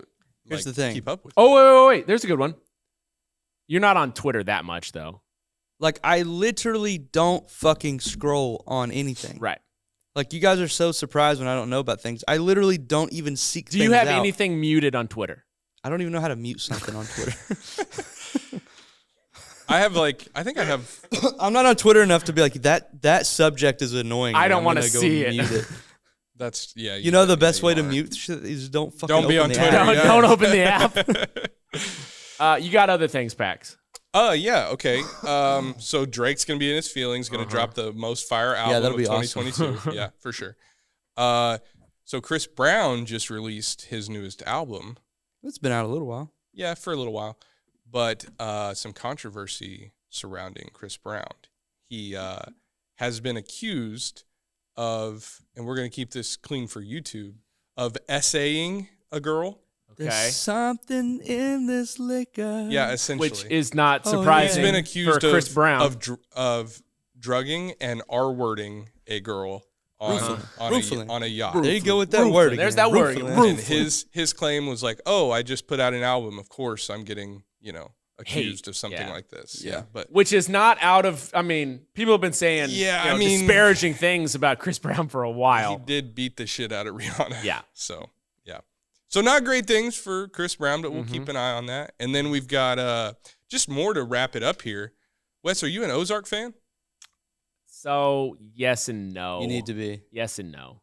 So this is actually something Trent has probably on you, is that maybe Trent is a very big Ozark fan as well. And now, he just wrapped up this first part of this. So this might be a season. different, sorry to interject, this might be a different way of classifying this bit of information, because what I have been seeing, because I'm on social media, I see the trends and all that sort of stuff. I have been seeing all of the sounds from it. I've been seeing all the sounds. I've been seeing all. You're gonna have to fucking kill me. I've seen all the memes of Jason Bateman. What's his character's name? Marty Bird. Yeah, and he's on the ground and he's in handcuffs. And they're like, I want the family, stability of this guy when things are going bad or whatever. Yeah, where Marty Bird just gets told him and Spoilers. his entire family are gonna die. Like it's just part of it, and he's like, "Well, yeah, okay." So here's what we could do. Yeah, I like to think of myself as not good. I try to emulate Marty Bird, no matter what. So even though I haven't watched the show, I'd like to, because I watched the first season, and then they had a weird thing where they took 2 or 3 years off or something. Wasn't. They took longer than, it wasn't we'll be back next year. They took at least at one point off for a while. I think it was a year, maybe a year and a half at most. The production got pushed back at one point. I will say, man, I most recently it got pushed back because of COVID. And maybe it was that, I don't know. But it was at some point I stopped watching. I really enjoyed it, and I just stopped watching because there wasn't a new episode for so long. You should get back in it, dude. It's so amazing. I plan on watching it, but I don't know what happened in the show because I haven't watched it, but I've seen the memes and things on social media. I know the trends. So I don't know where you're going with this question, but go ahead. I interrupted. It was just I wanted to talk about Ozark a little bit. Yeah. And I prefer we didn't, because I do want to watch it. Yeah, for sure. No, it was more about have you seen it? And then I was going to ask Trent a little bit of what he thought about this most recent season. Yeah, no, I haven't seen it, and I'd like to, so I prefer we didn't. Because I can ask him what he thought of the season. Is it season 4? Season 4 just Season 4, yeah. Season 4, part 1 of finished. season 4. So they had, I think they started filming part 6. Did they break it up? Probably they broke it up. I think production? from COVID. Yeah, things went south for COVID whenever they started filming. So yeah, the largest, maybe the biggest cliffhanger I've ever experienced. And I want to watch it. The way they ended the last episode. I'll probably start watching it now because I'll have more time because Chloe's at work and I'll just have nothing to do. Yeah, dude, it's good. Bro, and we can talk about it. We can talk about it on here if you want. I think of Ozark as a more realistic version of Breaking Bad. Because Breaking Bad, I think, is in its own thing. Breaking Bad's one of those shows that was so good, it's just not fair to compare it to other shows. Right. It's its own thing. It's up on a pedestal. Just leave it alone. But it's not as realistic. It's this chemistry teacher that goes. He's a brilliant guy. This is more realistic. You don't think that actually would? I mean, it could happen. Obviously, it could. But this is this shit happens for real. Yeah, okay. they break it down in a way that it's more normal. When they first present to you the thing that they do, you're like, how is this possible? And then they get into the backstory of how it developed, and you're like, I could see myself getting into that same situation, which makes it feel just so much more real. Right. They're laundering money for the cartel. Right. Which has to happen. So it happens everywhere, somewhere. Well, people are making meth too, Trent. Yeah, but there's not a Heisenberg and this genius guy that... You don't know that. I mean, there could be. I'm just saying. It's way more detached from reality than what Ozark, I think, is. Exactly. I'll start watching again. I enjoyed the season or maybe 2 that I watched. I haven't watched in so long I don't really remember. Yeah. I would need to watch it again. Yeah, very good. Who's your favorite character? Marty for sure. Or I do really like God, what's her name? Little blonde head chick. Ruth? Yeah, Ruth. God, I thought she was. She's a really good actress. I don't know her real name. She is kind of annoying, in the first season, but then she becomes such a big part of the show that she's Yeah, she's great. So that is something that you and I had actually talked about, Paxton, and hopefully we can get Trent involved some of actually watching these TV shows and movies. We talked about that with DJ Bosa, and then talking about them on the show. So I'll work on catching up on Ozark, and then we can talk about it on the show. Yeah. And I'll it's work cool on that.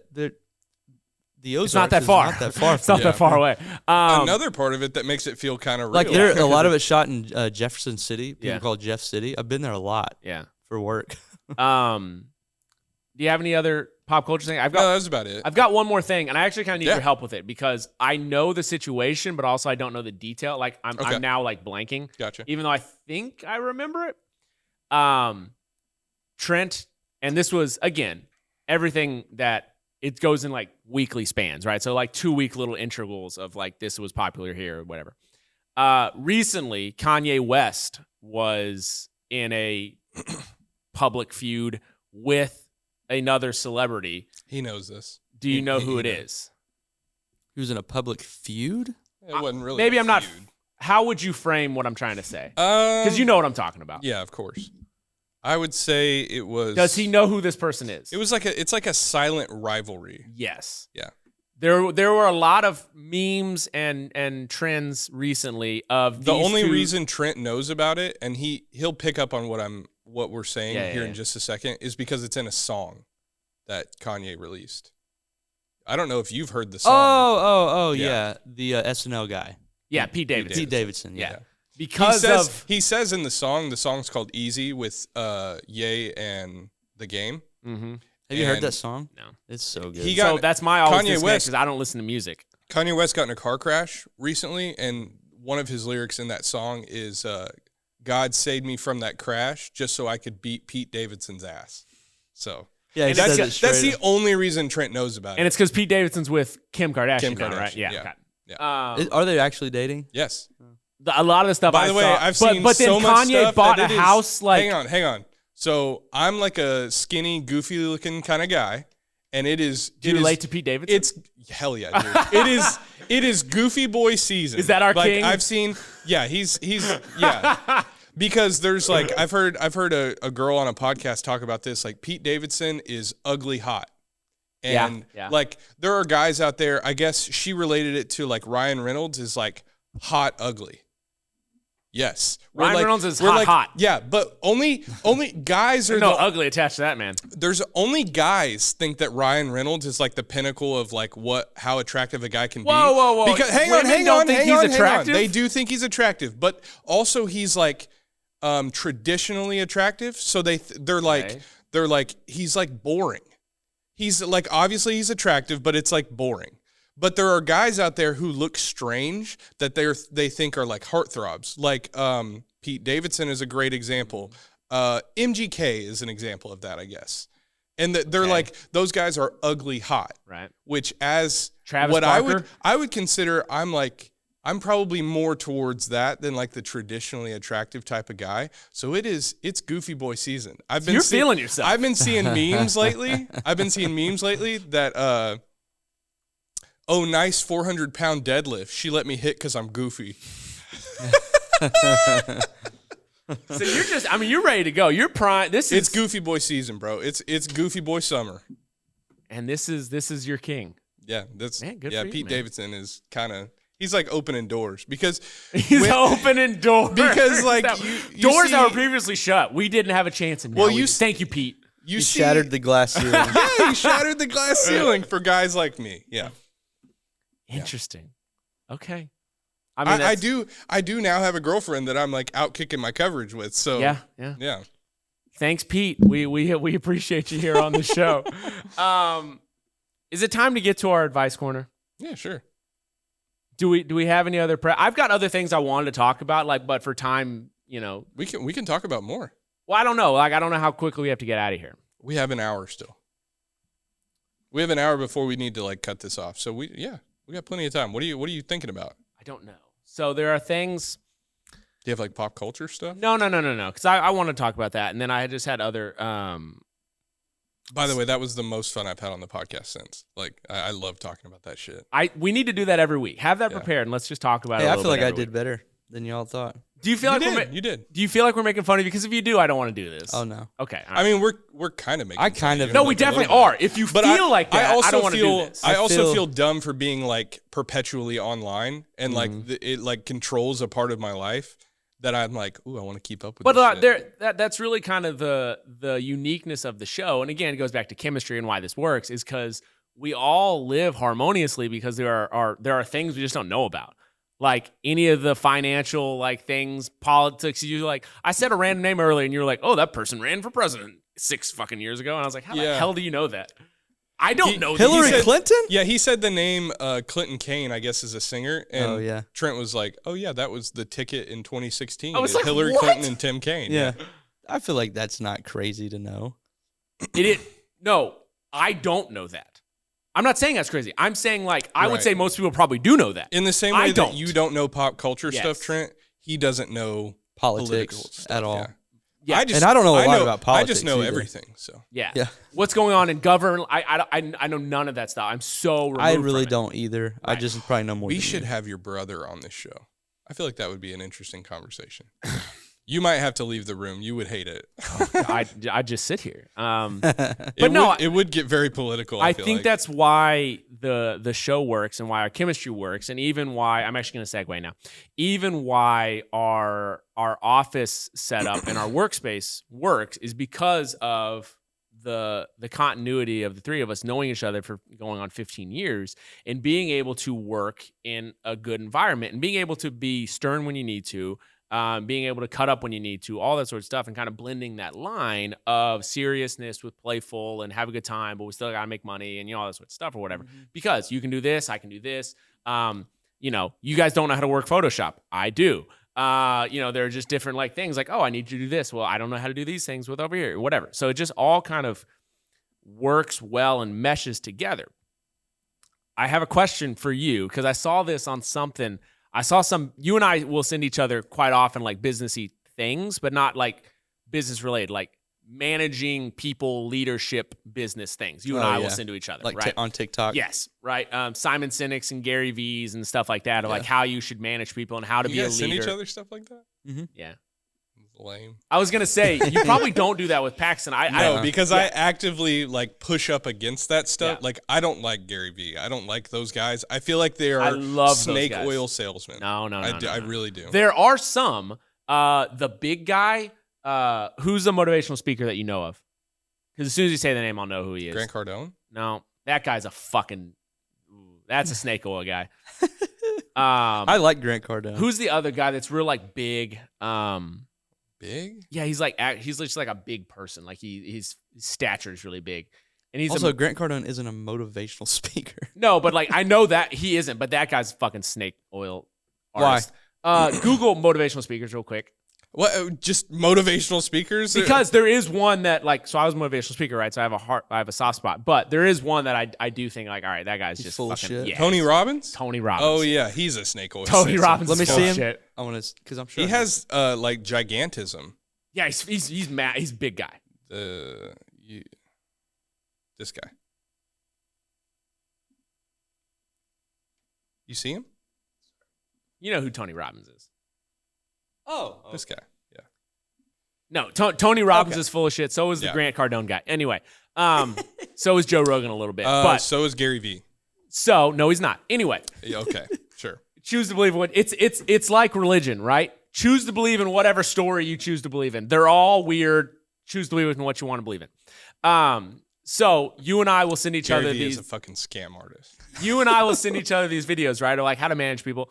And one of the things that you've talked about before, and it's before I came to work here, but just kind of a principle that you kind of believe in is paid leave or stacking personal days or PTO. Yeah. Talk about that a little bit about kind of because you feel like strongly about this, and you kind of talked about how we function and as employees here. Talk about that a little bit because I want to go somewhere with this. Okay, so PTO, paid time off. Usually at a traditional job, you take a job and they say you get 15 days PTO. You can bank them, or some companies will say you have to use them or you lose them. And they don't roll over. Right? Whatever. I don't believe in providing X amount of PTO days. I just think it should, it virtually be infinite. If you're sick, don't come to work. Mm-hmm. If you can work from home and you're not like too sick to just do some work at home, just do that. Like I don't think I don't believe in tracking how much time people take off, because you feel strongly about this. Why is that? Because you feel like it's just another way to have their thumb like on. I don't know. It's just a micromanagey type deal, and I think it's necessary for some like companies to have to operate that way. But like a small startup like this, I would rather hire people that I trust won't take advantage of something like that. Mm-hmm. And give them enough rope to just hang themselves, get it over early, fire them, and like not waste up because you figure out that you need to move on. Yeah, right. Because if you give someone a structure, if you give someone a system, now there's a system in which they can like try to take advantage of by using the system. Mm-hmm. So if you give someone like a game to play, you can play that game out for 4 years, and you end up having a kind of a shitty employee for 4 years. Yeah. Or you could just be like, here's the deal, it's a really cool benefit. But I'll know within a year, or like if it's like, okay, they are abusing the shit out of that, then we'll address it. And if we need to part ways, we'll part ways. And it's just an easier way to filter. So you think it's a better analysis? Yes, 100%. Interesting. Because if you hire someone and they just take advantage of it and they like never work ever, then you know the type of employee they are. And they fooled you in the interview process. Was it you that was saying? Maybe it was you were talking to Evan about it. Because if companies hire people on and then they have all these systems in place to make sure you can't take advantage of them, right? Which keeps them from knowing the type of employees they have. It takes them longer to figure out who they are, right? But it also protects the company, right? But in my view, at what in my view, in this type of company, I would rather just get it over with sooner. And before you know it, you have a staff of 10 people, and they're just solid. Was it? Were you talking to Evan about? I think Evan said something. I don't remember, but about in situations where people are like, "Hey, I don't believe in PTO days or whatever." That what ends up happening is people just never take days off. Mm-hmm. Was it you that was saying that to me, or Evan was talking about it? I've said stuff like that, so maybe me. So like, what happens is actually people just never use it. Yeah. Even though like, we have unlimited I've seen days off and people just don't do them. I've seen studies like that. I think that has to do with like the boundaries people set for themselves. Like I take days off like, whenever I need to or whenever I want to. Like there have been days where I just take the day off because I'm like, I cannot deal with work today. Yeah. And Trent's like totally understanding for that.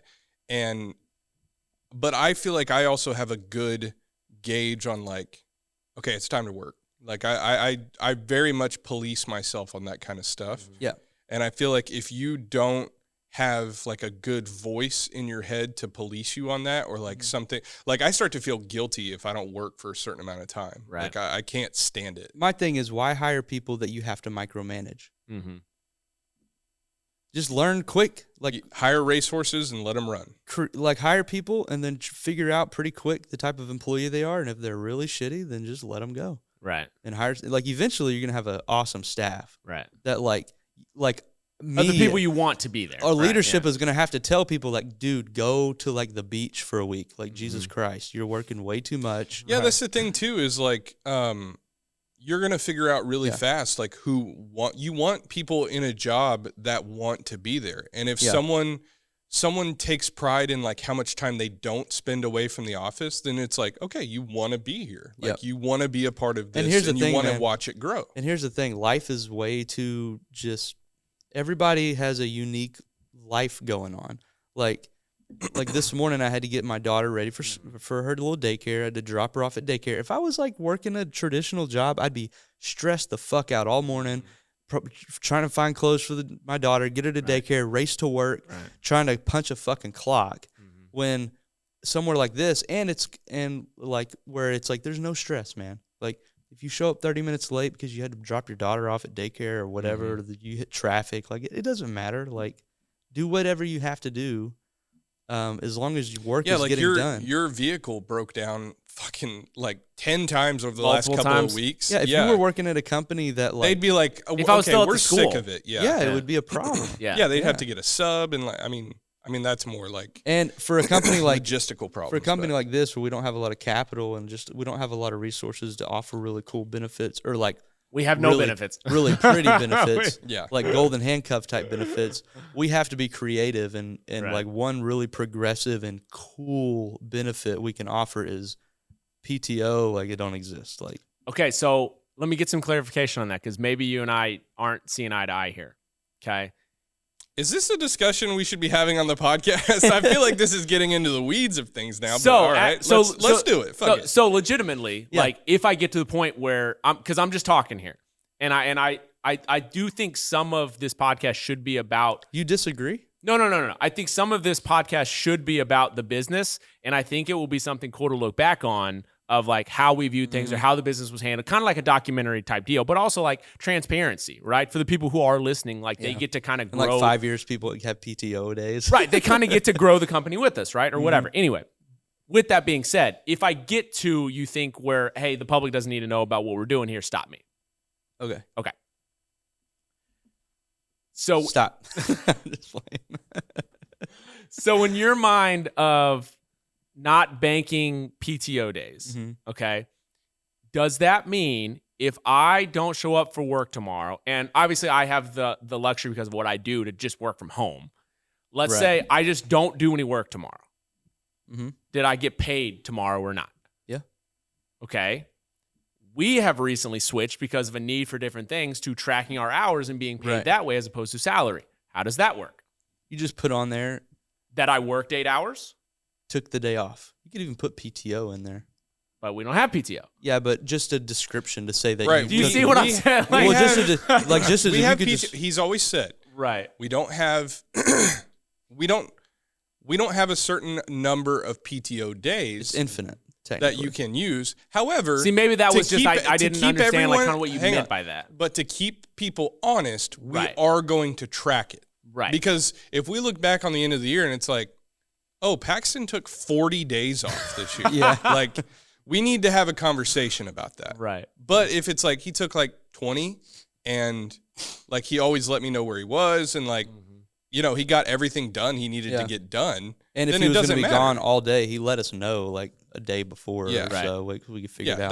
That's the difference is like, yeah, you're still going to get paid for that time. But like, if it's like, hey, every Tuesday, I'm just not going to be here. It's like, okay, at the end of the year, or like within, that's a lot of within the- Tuesdays. yeah, within the month, like we need to talk about this because then like, that's not what we agreed to. We agreed to having someone on for 40 hours a week. And if you're just like, hey, I'm only working like 30 hours a week now, well, then we need to have a conversation because at that point, we need to part ways because like that's not who we hired. Right. Also, I think it'll be cool. Say in 5 years, the company's grown Just to having a all the point. numbers to look at. Yeah, well, in 5 years, say we have 50 employees, and it's like we can't be as selective as we used to be now in the hiring process and stuff. And we actually do need some structure for PTO or whatever. Like if it ever came to that, I'm gonna really always try really hard to avoid that type of shit, like the Right. traditional stuff. But if we ever did, As best you can. I Yeah. mean, some of it is going to become a necessary it evil. might, yeah. Yeah. But it will be cool to be like, hey, how many, throughout all of our data now on timesheets, how many days off did Wes take on average every year? How many days off? And we could be like, okay, so we can expect people from our data to take like 18 days off a year roughly. Right. So maybe since we're going to That's what structure a you allow people PTO, or we'll start it whatever, at like yeah. 18 days Yeah. because that's what our data shows. Right. So it'd be interesting. So it's interesting to know all that I stuff. think something we'll keep forever though is like, oh hey, I'm gonna be in 45 minutes late because I got to take my daughter to daycare and like, yeah. or today I literally had to have you come jump my vehicle. I guess I Yeah. didn't shut my door completely. Yeah. It's like we showed up at 9:30, we got this thing rolling, and now we're working. But like that, I feel like that's something that will always stay. Like we will never have, like we'll have a time that like this is when business starts. But like Wes, if your car is broke down, we're Yeah. not going to expect you to be here at like 9 on the dot. it's Like, going to be interesting to listen to this 5 years from now, what do you mean? just to see I if would things change. I'm more likely to fire a manager if I found out that he's making an employee's life hell Right. because he's giving them shit about when they're walking in the door Right, every yeah. day. Like if like someone comes to me and is like, dude, Melissa's miserable and she does Right. good work and she's being pushed out by this manager because the power's going to his head. I'd be like, well, let's sit down with Mr. Manager because Right. or Mrs. Manager. Or Mrs. Manager because he's making a poor work environment. I'm also the kind of person, just to chime in here. Yeah. I'm the kind of person for my management style or like just what I believe in. And I'm like this with like relationships that I'm in too. I will trust someone to a fault until I find out that they are not being truthful. And like, I will give you 1,000 meters of rope. Mm-hmm. But once I figure out like, oh, this person's lying to me or they're trying to deceive me, it's over. Like I can't go back. I just can't. So it's interesting that you say that. Because, and we've talked about this, off air or whatever, the way I view this as coming in here lastly to the group is that you two are, indirectly my bosses, right? Even though we all have different jobs that we do or whatever, you two have more equity in the company, obviously. You have your name on, all this sort of stuff. So like, that's just kind of how I view it. Wait, is my name on the door? Well, it is currently, but it's on the wall, but it is on the whiteboard. Yeah. So that's kind of the way that I view it in my head is like, you two are my bosses essentially. Right. Sure. And in conversations, anytime we get like serious about work or like different, like we have a client meeting or like, hey, we need to send this out or, whatever stuff that's like very particular. You two both talk to me very differently, and not like specifically to me, but like you both like instruct way different. Really? Way different. Yeah. What do you mean? How do I explain? Like you two just, I guess your managerial styles are different. Paxton's more direct, and I'm more. I feel like I'm direct broad. And at times harsh. Yes, and it's almost like a good cop, bad cop thing. Where like you're like, hey, yeah, I can see do this over here, and Trent's like, well, if you need, I don't worry about it too much. There's like, no, it needs to be, well, like you guys kind of, it's just a managerial style. It's the way you want to interact with people or whatever, you're Gary V and you think he's horseshit, it's it's a little bit of, no, it's just one like day Paxton's gonna be like, Trent's a fraud. Yeah. Selling a snake oil. No, it's really funny just to listen to you two because you have different styles of like instructing me, like, because I wasn't here for the meeting last Friday for marketing stuff that I need to be here for because car breakdown, couldn't get here. So you guys had the meeting, and afterwards there were things that needed to be done for a marketing, my department that needed to get done.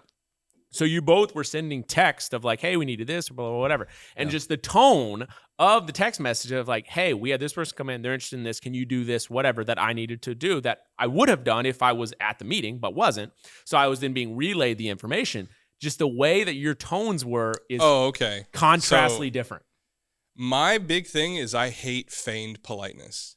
And Trent is all about feigned politeness. Like maybe that's what it is. Trent, like he was gone for part of the podcast in the beginning because he's out there talking to someone and he's like cutting up with them, talking to them. And like Trent's a nice person and he will be like respectful and nice to people. I'm respectful and nice to people too, but I'm not going to like, I'm like, I will get to the information and then I'm done with it. Like I'm in the way that Trent said, I'm very direct. Like I will bullet point things and I'll be like, I need this, this, and this done. And like, but I'll start the conversation off with like, hey, how's your day? Like I'm not, There's a difference though. I'm not the kind of person that's going to be like, hey, let's do this and this. And like, if you feel like it, like, I will be like, this is what we need. And like, we need this done. Right. And like, it's an expectation that it will be done. It's not very warm and fuzzy. No, I can't help that either. Yeah. Because I don't like, I grew up in positions where people did that to me. And like, it was always passive aggressive that they were like, hey, if you want, let's go ahead and do this. And it's like, why are you putting if you want in front of that? Because there is very clearly an expectation that you want that done. I would rather be someone be like firm and direct with me and give me explicit boundaries and tell me what to do.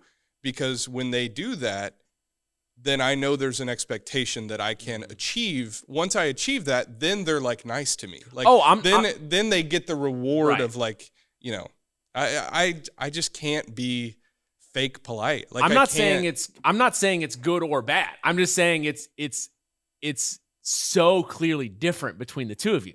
Not that one's better than the other or whatever. The reason you just explained makes perfect sense. Yeah. And I'm not saying one's good. It's just you two are very different in that. I don't. Mine isn't fake politeness though. No, I know. Because like out on the phone, I was cutting up with her. Right. No, it's genuine. I'm genuinely asking her. I'm curious. She's in California, and I was asking what they're doing and stuff. And I'm like, actually, genuinely, Right. I forgot we were podcasting. Literally, I got into that conversation. I was like chatting with her. So I'm just like that. I can't. I will cut up. It's interesting to see.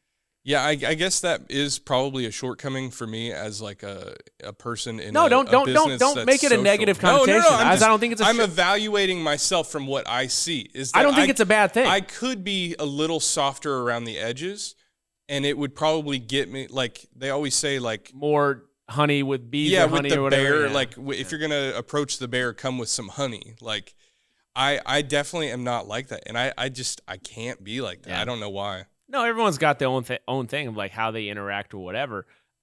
This is all actually kind of segueing into where I want to go. So again, cut me off if I get to, whatever. But it's something I wanted to talk about. I brought up the PTO for this reason. Okay. He's like, I need A month off. 27 days off. I'm actually leaving tomorrow. No, I need a mental health day tomorrow. I need to not work. And I didn't realize that until yesterday. And I actually had kind of like a revelation. Not that I don't want to be dramatic. I'm sounding way more dramatic than I need to be. We need music for this. I'm being way more dramatic than I intend to be. Us. Now stop. I'm trying to be serious, and now I don't want to be dramatic. So we had Hawks tryouts yesterday, right? Mm-hmm. And it was an all-day affair. I left my house and went to the gym at 11. Look at yourself, worrying about music. That scared me. It's an ad. Sorry. You good? Yep. I'll wait. No, you're good. I left my house and went to the gym at 11 a.m. yesterday, and I got home last night at 12. I put in motivational songs, and it's... Never mind, I'm going to stop. I'm sorry. First things first. I'm sorry. And it wasn't even like royalty free. I'm glad I cut that off. All right. Sorry. I'm sorry. I apologize. Did it say royalty free? So, I mean, I spent 13 hours yesterday physically working, and then I spent more hours than that yesterday mentally preparing and thinking and planning and all this sort of stuff or whatever. And by the end of yesterday, I felt like I got hit by a truck. And I started to I actually do kind of want to without getting too serious or whatever, I do honestly want to have a legitimate conversation for a minute. Because I actually want to use the podcast as a way for us to, not, this is weird. This is weird to talk about not like a therapy session, but in ways, right? For us three to hang out or whatever. I just realized yesterday at the end of the day, I felt so shitty. I felt so bad. I started coughing. I felt sick to my stomach. I'm just my feet hurt because I was on my feet. I was just I feel awful. I haven't been sleeping for weeks. I've been sleeping 4 hours a night, which is very unusual. Usually I'm a very heavy sleeper. I sleep 8-9 hours peacefully. Between the two of us, Chloe, I sleep through volcanoes. I mean, it's just I'm sleeping through whatever.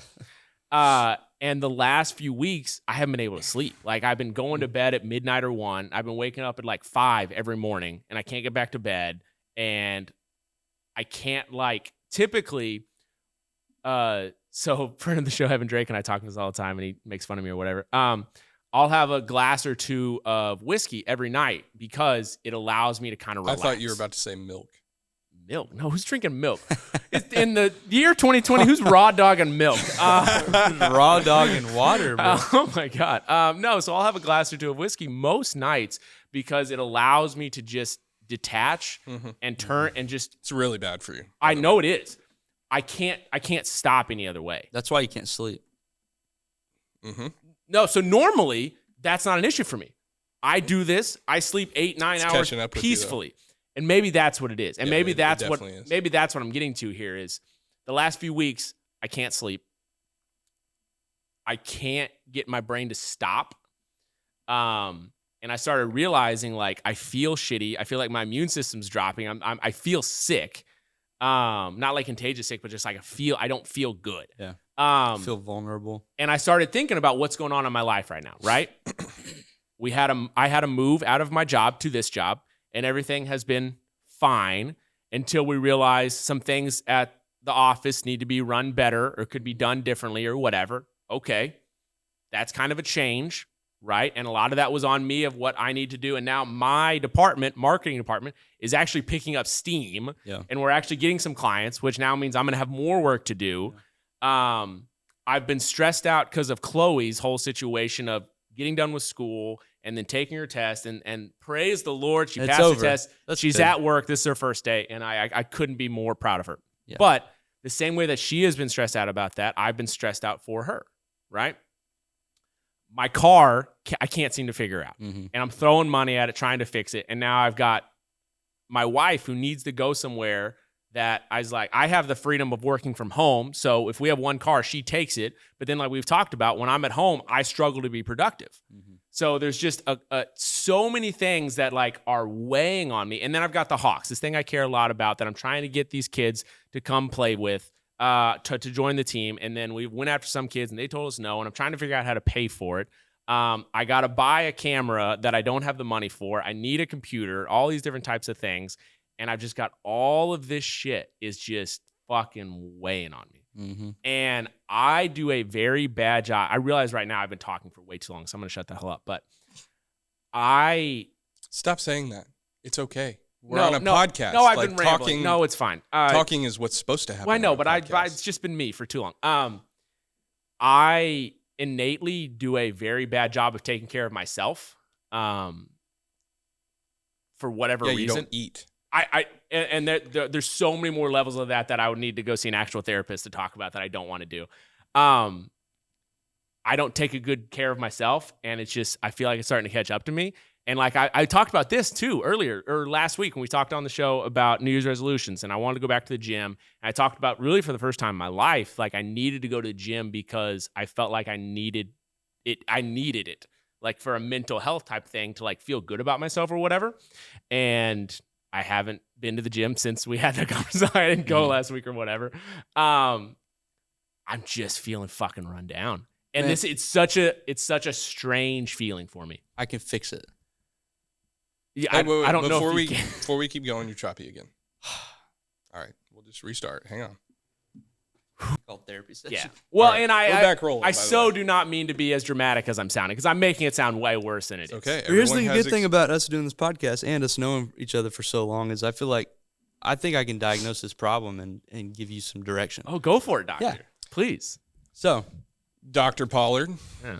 reporting for business. just like we've talked in work and stuff. I also don't know how much we want to like say on the show about the business, so I've been choosing my words it's carefully. okay. Yeah. It's fine. No one's listening at this point. That's remember, also true. the one good thing is we're almost live. Almost live. Yeah. Yeah, we Cut it could out. cut this if we Yeah. wanted to. Yeah. We learned I guess we learned, but we know you like structure. You operate better when there's a structure. I think it applies to your life too. And I think that you're craving structure and security to be for some foundations in your life so that you can more efficiently operate in the abstract part of life, which is like Right. running by the seat of your pants with the Hawks. And Yeah. PMC has like very little structure because it's a startup. But all the way down to your core is wiggly because your Jeep is shitty, your vehicles are having problems.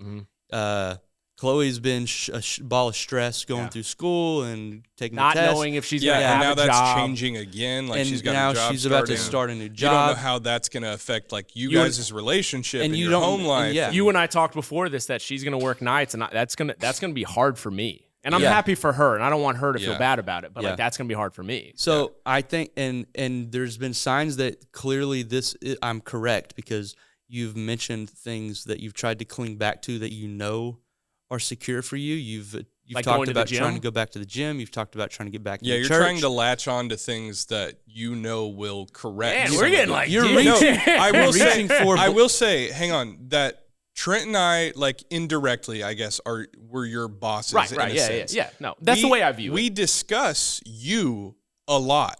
And it's not like Wait, we're like no, we is that- fucking it's not hate good. Wes or it's like we discuss you and like what's going on in your life and like if there's times where we need to be more lenient with you or if we need to be a little stricter with you to keep you keep you on certain things, we have discussions about you a lot. And these things have come up recently. We've noticed that, like, we wouldn't be doing a good job of like creating a good work environment if we weren't like cognizant of the fact that there are a lot of things changing in your life. It's why, like, when you're working from home all week, we're not like, oh, he needs to get in the office.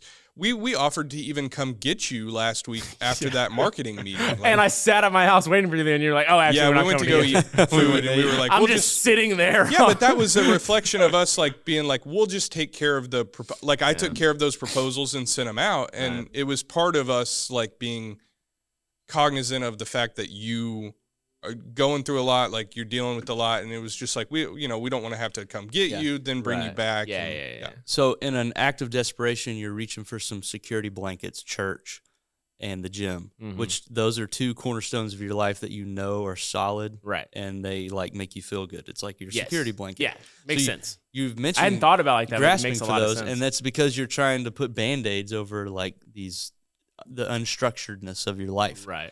Down to its core. I think Chloe's the school and shit's over, so like the light at the end of the tunnel, you're there. Yeah. So now it's just gonna see like what's it like with her working like this. So that's just gonna take a little bit of time. You have a lot of dogs at the house that adds a little bit of stress, and then your vehicles are being shitty right now. And I've got one that I'm kind of waiting to die, and it's weighing on me. And then you're making a very, very poor error in just drinking at night. That just needs to stop. And and I really think that to fix these things, it's as simple as I always tell Paxton this when Paxton's going through some shit. Simplify. Just start fucking cutting shit up. Like simplify. That's why I pushed Paxton. I was like, dude, just rent close to the office. Don't have to deal with a bunch of shit. Like he literally did. He just slimmed his life down to very simplicity, to the point where now he's craving to like make it more complex again because he's get bored. Yeah, he's bored. Right. But I think it's a good thing to get bored every I literally cut my life down bare bones. And I think it's critical. I live a mile from the office. I just started focusing on work and cutting everything out of my life and only focusing on like improving myself and getting my life in order. And once I was to a point, like now started dating again and like getting back out there and just I was able to focus more here at work and like expanding the business just because everything in my home life was so simple that I could just put everything into work. At some point last week, I have no idea. And this was again, just like little like warning signs to me like the last couple of weeks or whatever. Sometime in the middle of last week, my legs were sore. Like I'd gone to the gym and done a bunch of leg presses, done some squats and lunges. But you didn't? And I got home one night. That could be a blood clot. By the way. It went away. That's good. Yeah, but I was just like, my legs are so sore. Like I was doing stretches, and I was like trying to like. It's like it feels like I went to the gym and just hammered legs early. I haven't been in the gym in weeks.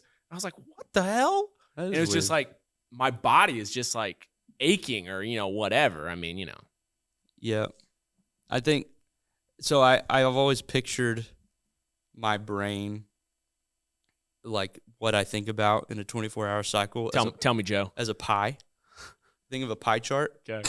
And how much of the pie chart is made up of things. Like, for me, it's like 65% of my pie chart is just PMC. Right.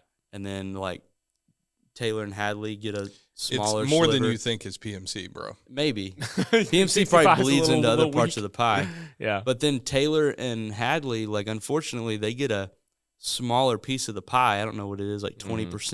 Yeah. But like for them, it's just only them. Like I really try to.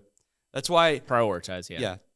And then another part of the pie is like, I guess you could call it like research and development. And you could classify that as PMC, but that's me being genuinely curious about like technology. Right. So I'm like curious about the latest cameras. That's more leisure than anything. Yeah, but it's in a sick way kind of ties into PMC. Right. Well, instead of scrolling TikTok, you're doing this stuff. Yeah. Right. And then some of my pie is made up of my pie is very simple, and I try to keep it that way. There's only like 7 categories total. And right now your pie has you're literally, and you only have 100% of the pie. Like, you can't add more brain power. Right. And right now, some of your pie is devoted to, like, car trouble. Yeah. And stressed about, like, how long have the dogs been at home alone? And, like, things that you wouldn't devote time in your brain thinking to are adding stress to your life when you have other parts of the pie that should be more important to you. Right. And so, you said you had the fix, Doc. What's the pill I need here? I think like understanding that and maybe seeing that and actively think about how can I simplify. Yeah. And I don't know the answer to how to simplify, but Right. simplification I think is key. Kill a dog. Jesus Christ. Divorce your wife. Sell the car. Move into here. There you go. Just work here. Simplify it on down. I attribute some of it to not sound like an unappreciative asshole. I'm gonna choose my words carefully here because like I there's a message I want to get across, but like I don't know how to say it without sounding bad. Oh boy.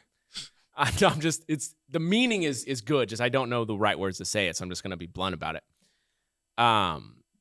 I had a weird thing when I turned 30 that I had like a midlife crisis-y thing. Just like turning 30 was weird for me, and I don't really know why. Probably because I was quitting my job was such a big factor of it. Like the thing I went to school to do, essentially be a teacher, like I was now contemplating not being anymore, coinciding with my birthday. And then Chloe getting, like there's just a bunch of things. Turning 30 was like weird to me. I don't know why. It just felt strange. Well, it's like a milestone, and you're like, Right. okay, what have I accomplished? Right. Dude, I turned 29 Mm-hmm. and my life fell apart around me that I had been building for like the past 3 or 4 Right. years. And I kind of had that same feeling where it's like, I turned 30 next year and Yeah. my life is less in control of what I had it at like 23. Right. Like things were just kind of wild. So I kind of had that feeling, and the reason why I had that feeling and then kind of been struggling the last few months, and specifically the last couple of weeks, like I feel like my body is trying to tell me to stop, is because I never really had to deal with like stressful situations up to this point in my life. Like I was lucky enough to come from a really good home where my parents didn't get divorced, and we always had money for things, and they could pay for my college and, all this. Like so I don't want to sound like an ingrateful asshole, but like kind of for the first time in my life, like things are kind of like, and it's still pretty good. Like I have a job, like, I got a root, like it's still really good, but really kind of at 30, really kind of the first time in my life, like things like aren't going super awesome, or not super awesome. Things are uncertain. And I'm feeling a little stress, and I don't know how to fucking deal with it. Yeah. And like I realize that makes me sound like, oh, you've lived to 30 and just now you're like, I realize that makes me sound. Don't turn to alcohol. Yeah. I realize that makes me sound like a bad person, and I don't mean for it Definitely to. don't But turn to alcohol. Stop gambling. I haven't gambled in months. Good. That's good. I enjoy it. I haven't gambled because I don't have the money. Like I'm not like I don't have an addiction. Like I really don't. I enjoy like the same way you like enjoy looking up. I enjoy looking at analytics and then trying to predict like it's just fun to me. But when I don't have the money to gamble, I don't. I don't have an addiction. It's fun. Step one, if I were in your shoes, and this is like so many people would disagree with me. Probably your parents would even disagree with me. The boomers, yeah, probably. I would literally sell both of those vehicles, and I would go buy each of you a $25,000 vehicle, finance them, whatever. But then all of a sudden, you literally never again have to be worried. But I'm replacing every that time. with another stress. No, you have. What? Why? Of paying for it. You're already paying for the Jeep, and it's garbage. I'm just and saying, it gets man, like 8 miles to the gallon. The stress of that is, no, I see what you're saying. Is way less like of a burden day to day than, because I've been there. I've had truck, like, dude, my red truck, I used to have to literally hot wire it every single time to start it, like in the cold, like snow on the ground. You had to like climb under your vehicle to like hit the starter or whatever it was. Yeah, I would. What do you call it? A solenoid bypass or whatever, where you take a piece of metal and you touch it here, and then a piece of metal on the other side, and it creates a spark, and the fucking truck fires up. Yeah. He was doing that when it was like 10 degrees outside at 6 in the morning. Dude, I would sit outside of my job and like wait until no one else was in the parking lot because that was embarrassing. Like I didn't want to like people see, what's Trent doing? is he And then all of a doing? sudden my truck fires up. Yeah. But anyway, I know the stress of like putting the key in and being like, fucking please. Yeah. Like that builds so much Yeah. and just fucking, I would literally. Yeah, so in order to build upon things in your life, I'm sure you've heard of this, Wes, like the hierarchy of needs. Right. Yeah. Right.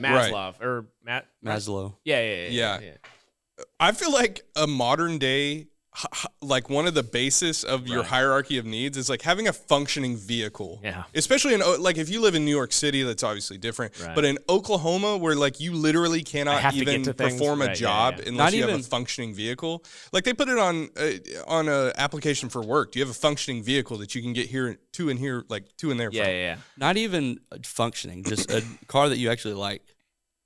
I would say functioning, just like to Just as a start. baseline. Yeah, exactly. Like you go out and when you go to turn it over, like it's literally not even in your brain that it might not start. Yeah. You're not having to think about. Well, because Chloe's car is the same way. Like we've had issues with it as well. Yeah, like, dude, you know. but I look you're at about y'all's 2 months vehicles and too it's late like- on getting that shit. Just get rid of them. Stop dumping money. See, but into what it. you're also saying is I don't have the money to go make a car payment for a $25,000 car. You don't have. Sure How much you are do. you paying on that Jeep per month? $400. Yeah, it's Bro, going to be are less you than that. kidding You can me? get a Yeah. you can get a car for $25,000 for $300 a month. I have a lender that will hook you up. Well, I mean, my dad's a lender. Like I've got like connections, Okay. like what That's I can true. do. But like, Okay, then Chloe's use car, them. car is paid off, right? And- There's no money on that at all. Okay, well, she just started. It's crazy. She just started this I know. job for like $60,000 a year. I know, and that's And I know you shouldn't just start immediately throwing on expenses, but this is something that you need. Like in order to perform your job and still make money here, and for her to perform her job and make money there, you need to invest a little bit of money to get out from under these vehicles that are clearly causing you problems. And that's going to change a lot with her starting the job and bringing in income and bringing in more income than I have. Like that's going to Yeah, change. she got a $15,000 I signing promise bonus you. coming, like- bro. Like I you promise got you, the man. money. That's going to You're change good. a lot. You go get a car that drives smooth and it starts every time, and you actually kind of like the car, bro. Your stress level will be knocked down like 15% just by doing that. Yeah. And then if Chloe has one too, it'll knock hers down by 15%, but also you another 5% because you don't have to think about her. Yeah. Like I'm telling you, man. Well, and that's a big thing too, is like her and I had, we will often have, relationship conversations and just kind of check in with each other or whatever. And I think it's a really good, healthy aspect of our relationship and why, she got upset at me, I got upset at her. We talked it through and now we're all good. That type of stuff. And one of my biggest stresses, and I don't mind it because like it's how our relationship dynamic is. So like, I don't mind doing it. I enjoy doing it. Is like the base thing without getting too technical, of Chloe and I's business. Chloe is the oldest child, and had to kind of take care of her siblings her whole life, right? So no one ever really doted upon Chloe or took care of her because she had to take care of everyone else. Mm-hmm. I am the youngest person in my entire family, cousins, everything. I'm the really? baby. Yes, I'm the youngest person. So my entire life, everyone in my, personal, my, intimate family, but then also like my family gatherings, everyone's taking care of me. I'm not lifting a finger, right? So like I got to take, again, I now sound like a pretentious just asshole. Like I understand how it sounds. It's like this guy. It explains so much. Like this guy's not gracious for anything. No, but like, so like one of the core dynamics of Chloe and I's relationship is that like, by my nature, I like to take care of people, thus being a personal trainer, motivational speaker, like I like to take care of people. I just never needed to in my life because people took care of me. Chloe also likes to take care of people, but she's been doing it her whole life and no one ever taken care of her. So like I like taking care of her and making sure she doesn't have to stress about these things or whatever. So one of my biggest stresses is trying to make sure that she doesn't stress. Does that make sense? That weighs on you too. It's Yes. too much of your pie. Which I don't mind. Like Yeah. I like that dynamic. I like taking care of her. Yeah. Well, But- Here's the way to get rid of her stress. Get her a vehicle. She'll love it. or Break up divorce. with her. Go get her a fucking Kia. Well, she's about to no longer. She loves the Jeep. There's gonna too be damn bad. The Jeep is a piece of shit. Like you need to put your foot down and be like, the Jeep is a piece of shit. We are hemorrhaging money keeping that thing running. It doesn't matter if you like it, bro. Like So that's ridiculous. Chloe's- I like it. Well, okay, we're not 7 years old. Well, I mean, like Trent was saying, like, find something you like. Well, it's not like she doesn't like it. Okay, You know what I mean? Well, No, but I see what you're Yeah, saying. like- Yeah. And You know what you don't like is breaking down every fucking morning. Yeah. Chloe is about to be way less stressed because Yes. she's no longer like all of the stress in her life with school was consequential. Like if she failed a test, she might not become a nurse. Right. If this happens, this is detrimental. If this happens, this is detrimental. Now her stress is about to be, I didn't get enough sleep last night, or there's some drama on my unit. Right. It's all going to There's be this like new task at work I don't quite know how to do. yeah, yet, it'd all you know, be whatever. kind of trivial stuff that really doesn't have consequences like school did. Right. So like her stress level will be lower. She'll find things to stress about like just everyone does. Sure. But it won't be as serious. So that her stress level is going to go down, and you guys get vehicles that are just way better, and you're paying probably $400 a piece per month for them. I think that right there, I think you're good. I think things are turning around in the next month. Which is why I preface this the whole point. Like, I don't want to sound dramatic about like the kid who's had a pretty good life. Like all of a sudden things are a little shitty. Like that's not. I do think it's insane that you guys are like, well, but I like the Jeep. It's like, stop. That is like, Maybe that's so. acting like an 8-year-old where you're Maybe like, so. I like it. It's pretty. Yeah. It's like, dude, they are causing you problems, and you're already like you say, you're dumping money into it. Like there is no reason you should still have that. Like I would have gotten rid of it a couple months ago. Right. And I mean, maybe that's, it's the whole thing of like, it's come to a head where I now like I feel physically like drained, which is just such a strange feeling for me. Because again, haven't had to stress a whole lot in my life. That like yesterday, I just felt like at the end of the day, I got hit by a truck, and I was just like, okay, this now needs immediate action. And the first thing I thought of was like, okay, I need to take a day and not do any hawk shit and not build any websites and not post on social media and just fucking do anything else.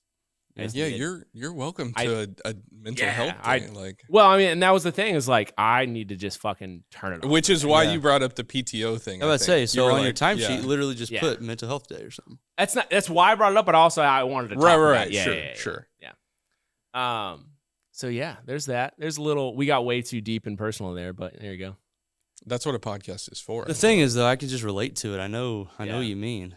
So, and I've from learning from having going through that a lot my whole life is I've always defaulted to simplifying. Even as a little kid, bro, I would clean my room, reorganize it, and throw away a bunch of my toys and shit. Yeah. Like I would just like simplify and be like, I only need like these 10 toys that I really play with. The rest are just creating a mess in my room. I would literally simplify, get all the shit out, and then just like look at my room. I would stare at my room. It's also interesting that like, and I envy you that at like 30 years old is kind of the first I realize time I sound no, bad. I'm just saying like I envy you, but at the same time I kind of don't, because I feel like to an extent you've handicapped yourself. Yeah. In that you haven't. I should have figured this out by now. Right. Like I feel like I figured that stuff out when I was probably like in college. Like definitely went through, like I didn't have the greatest childhood. I still had a fairly decent childhood, but like as far as real life stressors that like affected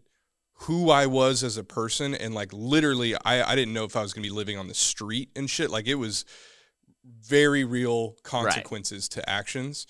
I went through a lot of that in college, and it really like it weighed on me, and it was something that I have to figure this out, or I'm going to like have to drop out of school. I'm going to have to like, it was like, I've got to buckle down. I've got to either I simplify my life, or I figure out how to manage my stress, or like I don't become a functioning member of society. Right. Like the consequences were pretty dire in that situation. But it's interesting to hear you say that like now is kind of the first time you're at that point.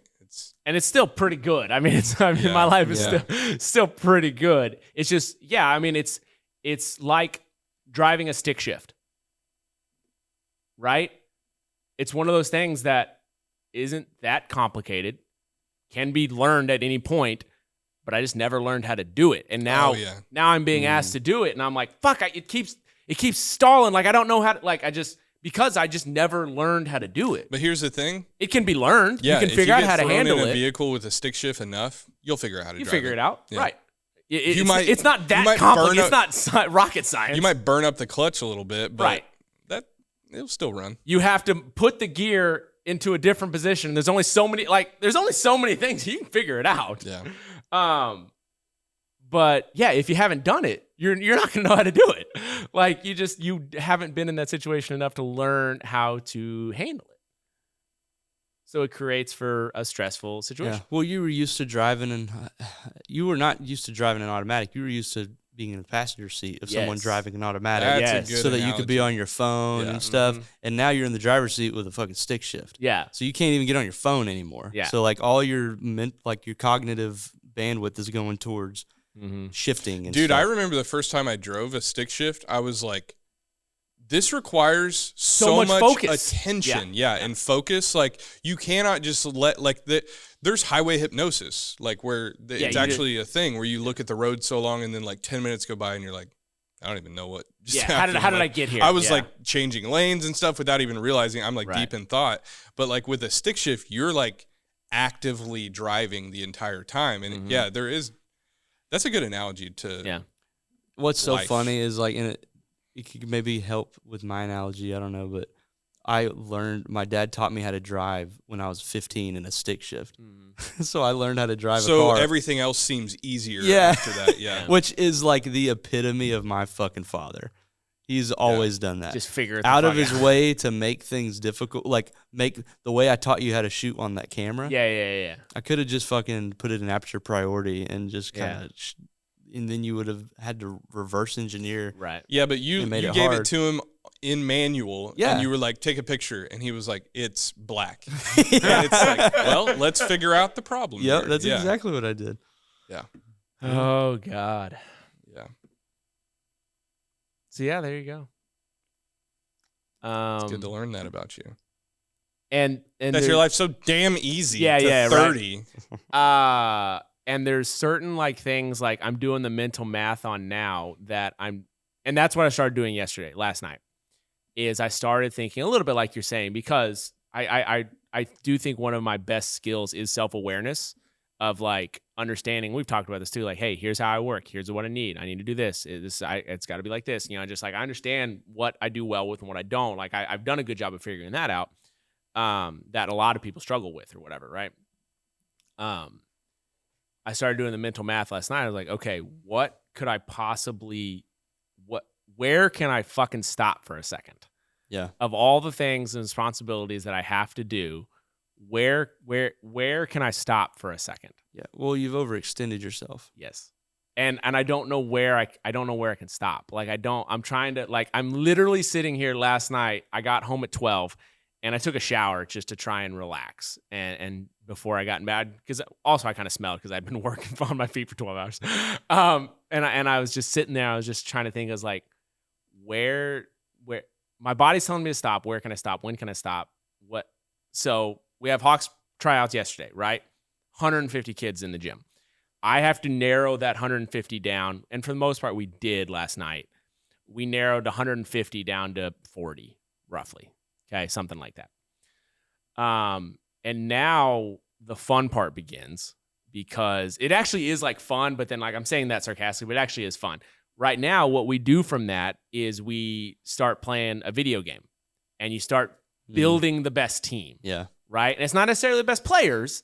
It's, you know, I need a center, and I need a point guard, I need a shooter. You know, you start building. It's kind of fun. Like you look at the kids and you're like, well, like he's fantasy. better. Yes, exactly. It's exactly what it is. You're like, he's better than him, but then I don't have anyone who's going to rebound. I don't have a big kid, so I got to throw a big kid, which means I got to get rid of one of the, you know, whatever. Right. So it's actually kind of fun to put the teams together. But then you have to deal with all of the politics. And I think we kind of talked about that on the show last week with Evan, of like, there's just different things in place here, of like some of the kids who've been with us for a couple years, and I really like their family, and they've got a brother in our program or whatever. And like, if they're close in talent with a kid I don't know, I'm going to take the other guy, right? Just because I like his family, I know him, I want to take care of him, he trusted me, all sorts of stuff, right? So there's that aspect of it, of where's that gap? At what point is the new kid so much more talented that I'm willing to piss off the person that has been nice to me and paid me money the last couple summers, right? At what point is it too narrow that I'll just take the known quantity because I like them, I don't want to make them angry? At what point do I have to put a certain kid on a team because I want certain kid's brother and I don't want him to be mad even though the brother's good and he isn't? So there's just so many moving parts there. So one, we have to organize that. Two, we have to now get all these kids to say yes, right? We had them try out. We figure out the teams that we want. Yeah. We figure out who we're willing to piss off and who we don't want to piss off and who needs to have their ego stroked enough to keep them around or whatever. And then we have to invite these kids and they have to say yes. And if they say no, then we go back to the drawing board. Right? So for my top team, I've got 8 kids I want. And if they say no, then someone on the second team moves up. Right? Except that he doesn't want to move up because he wants to play with his brother, but his brother's not good enough. And they want to play on the same team. Okay, so now I go to and there's just a lot of moving parts to it, which is fun and I like doing. Well, I think one place you might be about to overextend yourself is committing to the photography stuff. Oh yeah. I like that honestly might be something that is hard. It's a hard really decision. Don't think that's going to be possible. A hard decision that maybe you should consider just saying, I can't, man. Like my mental health is because as much as the Hawks is a priority, obviously like you can't cut this. Like it's your job. Yeah. Like so like if you had to start being tough and cutting things, I would be like, man, that might be one of them because that's going to require capital. You're going to have to spend money. Like it is interesting time. that you said, what can I cut out? And the first thing your mind went to was like work. Well, no, I try to think it's like, what on earth could possibly just give me a day to turn off? Turn off from everything. I'm in a situation now where like the next 2 days, we're going to be inviting kids to our team. And then if they say yes, then we're good. But if not, I have to find someone else, right? I have to keep going down the list. And that's going to happen in the next 2 days. My work schedule, I've got a project that is due on Friday. I have to get done. Brandy is coming in to do a video on Thursday. So I can't. We also have a marketing meeting Wednesday. So and we have 2 clients waiting. We're waiting on, actually 3 clients we're waiting on their proposals to get back to us. So. And I need to probably take the Jeep to if it continues to run, great. But if not, I need to take it to a shop, a professional, to try and tell me, hey, what's wrong with it? Instead of my dad and I, my dad knows a lot about cars, trying to just make the small. So I'm doing the mental math last night, and I'm like, I would trade it in. Where do I cliff. stop? Where do I take the day and just turn it off? When can I do it? Yeah, because I can't do it Wednesday or Thursday or Friday or Saturday. I mean, you see the issue here. In a brutal way, I just want to be like, welcome to my life. Yeah, and again, that's where I don't want to sound dramatic and like, woe is me, because I realize there are worse things and people have I get that. So I'm trying so hard not to sound like a pissant. No, there's definitely a place to just like complain about it and bitch a little bit. And maybe that's just what it is. Yeah, I mean, you have to get it off your chest sometimes. Yeah. But yeah, the world don't stop spinning. I know. You just got to like keep running. So yeah, it's a until the mental health side of it. And I do think that's a good thing that's come out of really the pandemic and all that, is just more awareness and more acceptance of people trying to take care of themselves and saying no to things and just like, well, what are you going to do instead? I don't fucking know. I'll figure it out then. But right now I have to do this. Yeah. But like I kind of prefaced at the beginning, like I do a bad job of taking care of myself. Like I just don't, which I think most people do a bad job of, right? So I don't think that's uncommon. Yeah. So yeah, I know my body is telling me to turn it off and rest at some fucking point, and then to try and, like you said, compartmentalize and start doing a better job of it. But like, it's kind of like the maintenance of the car, right? Before you can fix it, because everything's hot, turn it off, let it cool down, and then you can work on it. Because like, I can't run the car and then like, all right, open up the hood, I'm gonna start taking shit apart, I'm gonna burn my hands, right? Turn it off, let it cool down, and then you can start tinkering with shit. And I need... Like I legitimately last night, it's 12:30, right? I'm in the shower just trying to relax, and I wanted to text you guys and be like, hey guys, I can't work tomorrow, but I had to show up and do the podcast. So here we are. Like I so badly did not want to come here today because I just needed to turn it off. Yeah. And I decided I needed to be here for the podcast. Yeah. So I'm Well, here's me saying like I'm trying to figure out a situation where I can relax for a minute. I think you just need to simplify. Yeah. I think if I were in your shoes, I'd be like, look, I can't do photography for the Hawks. I don't have the money. I don't have the time.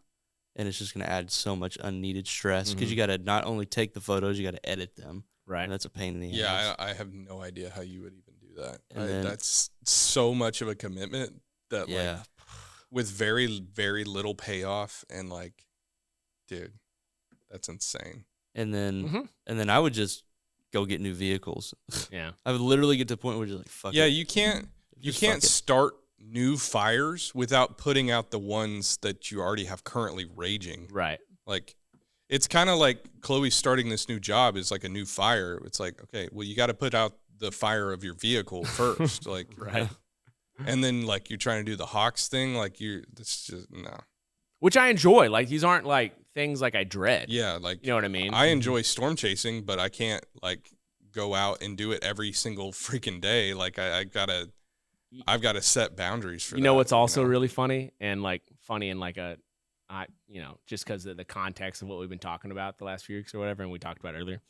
Another warning sign for me, I've been eating the last like week. Oh yeah. Yeah, I've been like eating way more than I normally do. Just comfort. I guess, Yeah. I haven't been drinking as much coffee, which typically is, my appetite suppressant thing just because I enjoy it and it wakes me up and gives me energy or whatever. Yeah. I normally have 3 cups of coffee every day. I've been having 1 cup of coffee and I've been eating food, which is just probably actually a healthy thing. It's probably a good thing, but like that's a warning sign to me just as like something's off. Yeah. Like this is not how I normally operate. By And the maybe way- that's a good thing, but it's just like something's weird here. Like I'm hungry when I'm not. It's also winter. And that could be not related. I have no No, idea. I It's just- think also like part of the mental health thing is it's like, thank God we're coming up on spring. Yeah. I really do think the seasons and the cold Oh, weather. for sure. and, like, Yeah. Seasonal depression. I mean, like that's Oh, that's yeah. a thing. By yeah. the way, guys, we got a hard stop at 12:30. It's 12:35. So Okay. I think it's time to wrap this baby Yeah, up. we can wrap it up, man. All right. If you've lasted this Bring long, us some music in. I love the music. man. We need to like have some different music. Just mix like it up. outro music. I do too. Well, no, just like every podcast. I wish we wouldn't get like flagged on YouTube. If we could just play songs we like, that'd be Yeah. so cool. We'll just play the royalty-free ones. Just find the videos that are I mean, the royalty-free. website we pay for probably has some decent stuff. Yeah. That you could just throw on there. No, like, But I also like having I like having the music I know. I like it. yeah. So You would. We thank you for joining us. A little bit of structure there, right? If you made it this far, we appreciate you. We'll be looking for this every Tuesday, coming at you from Pollard Media Co. This is the PMC Podcast. We'll see you next week. See ya.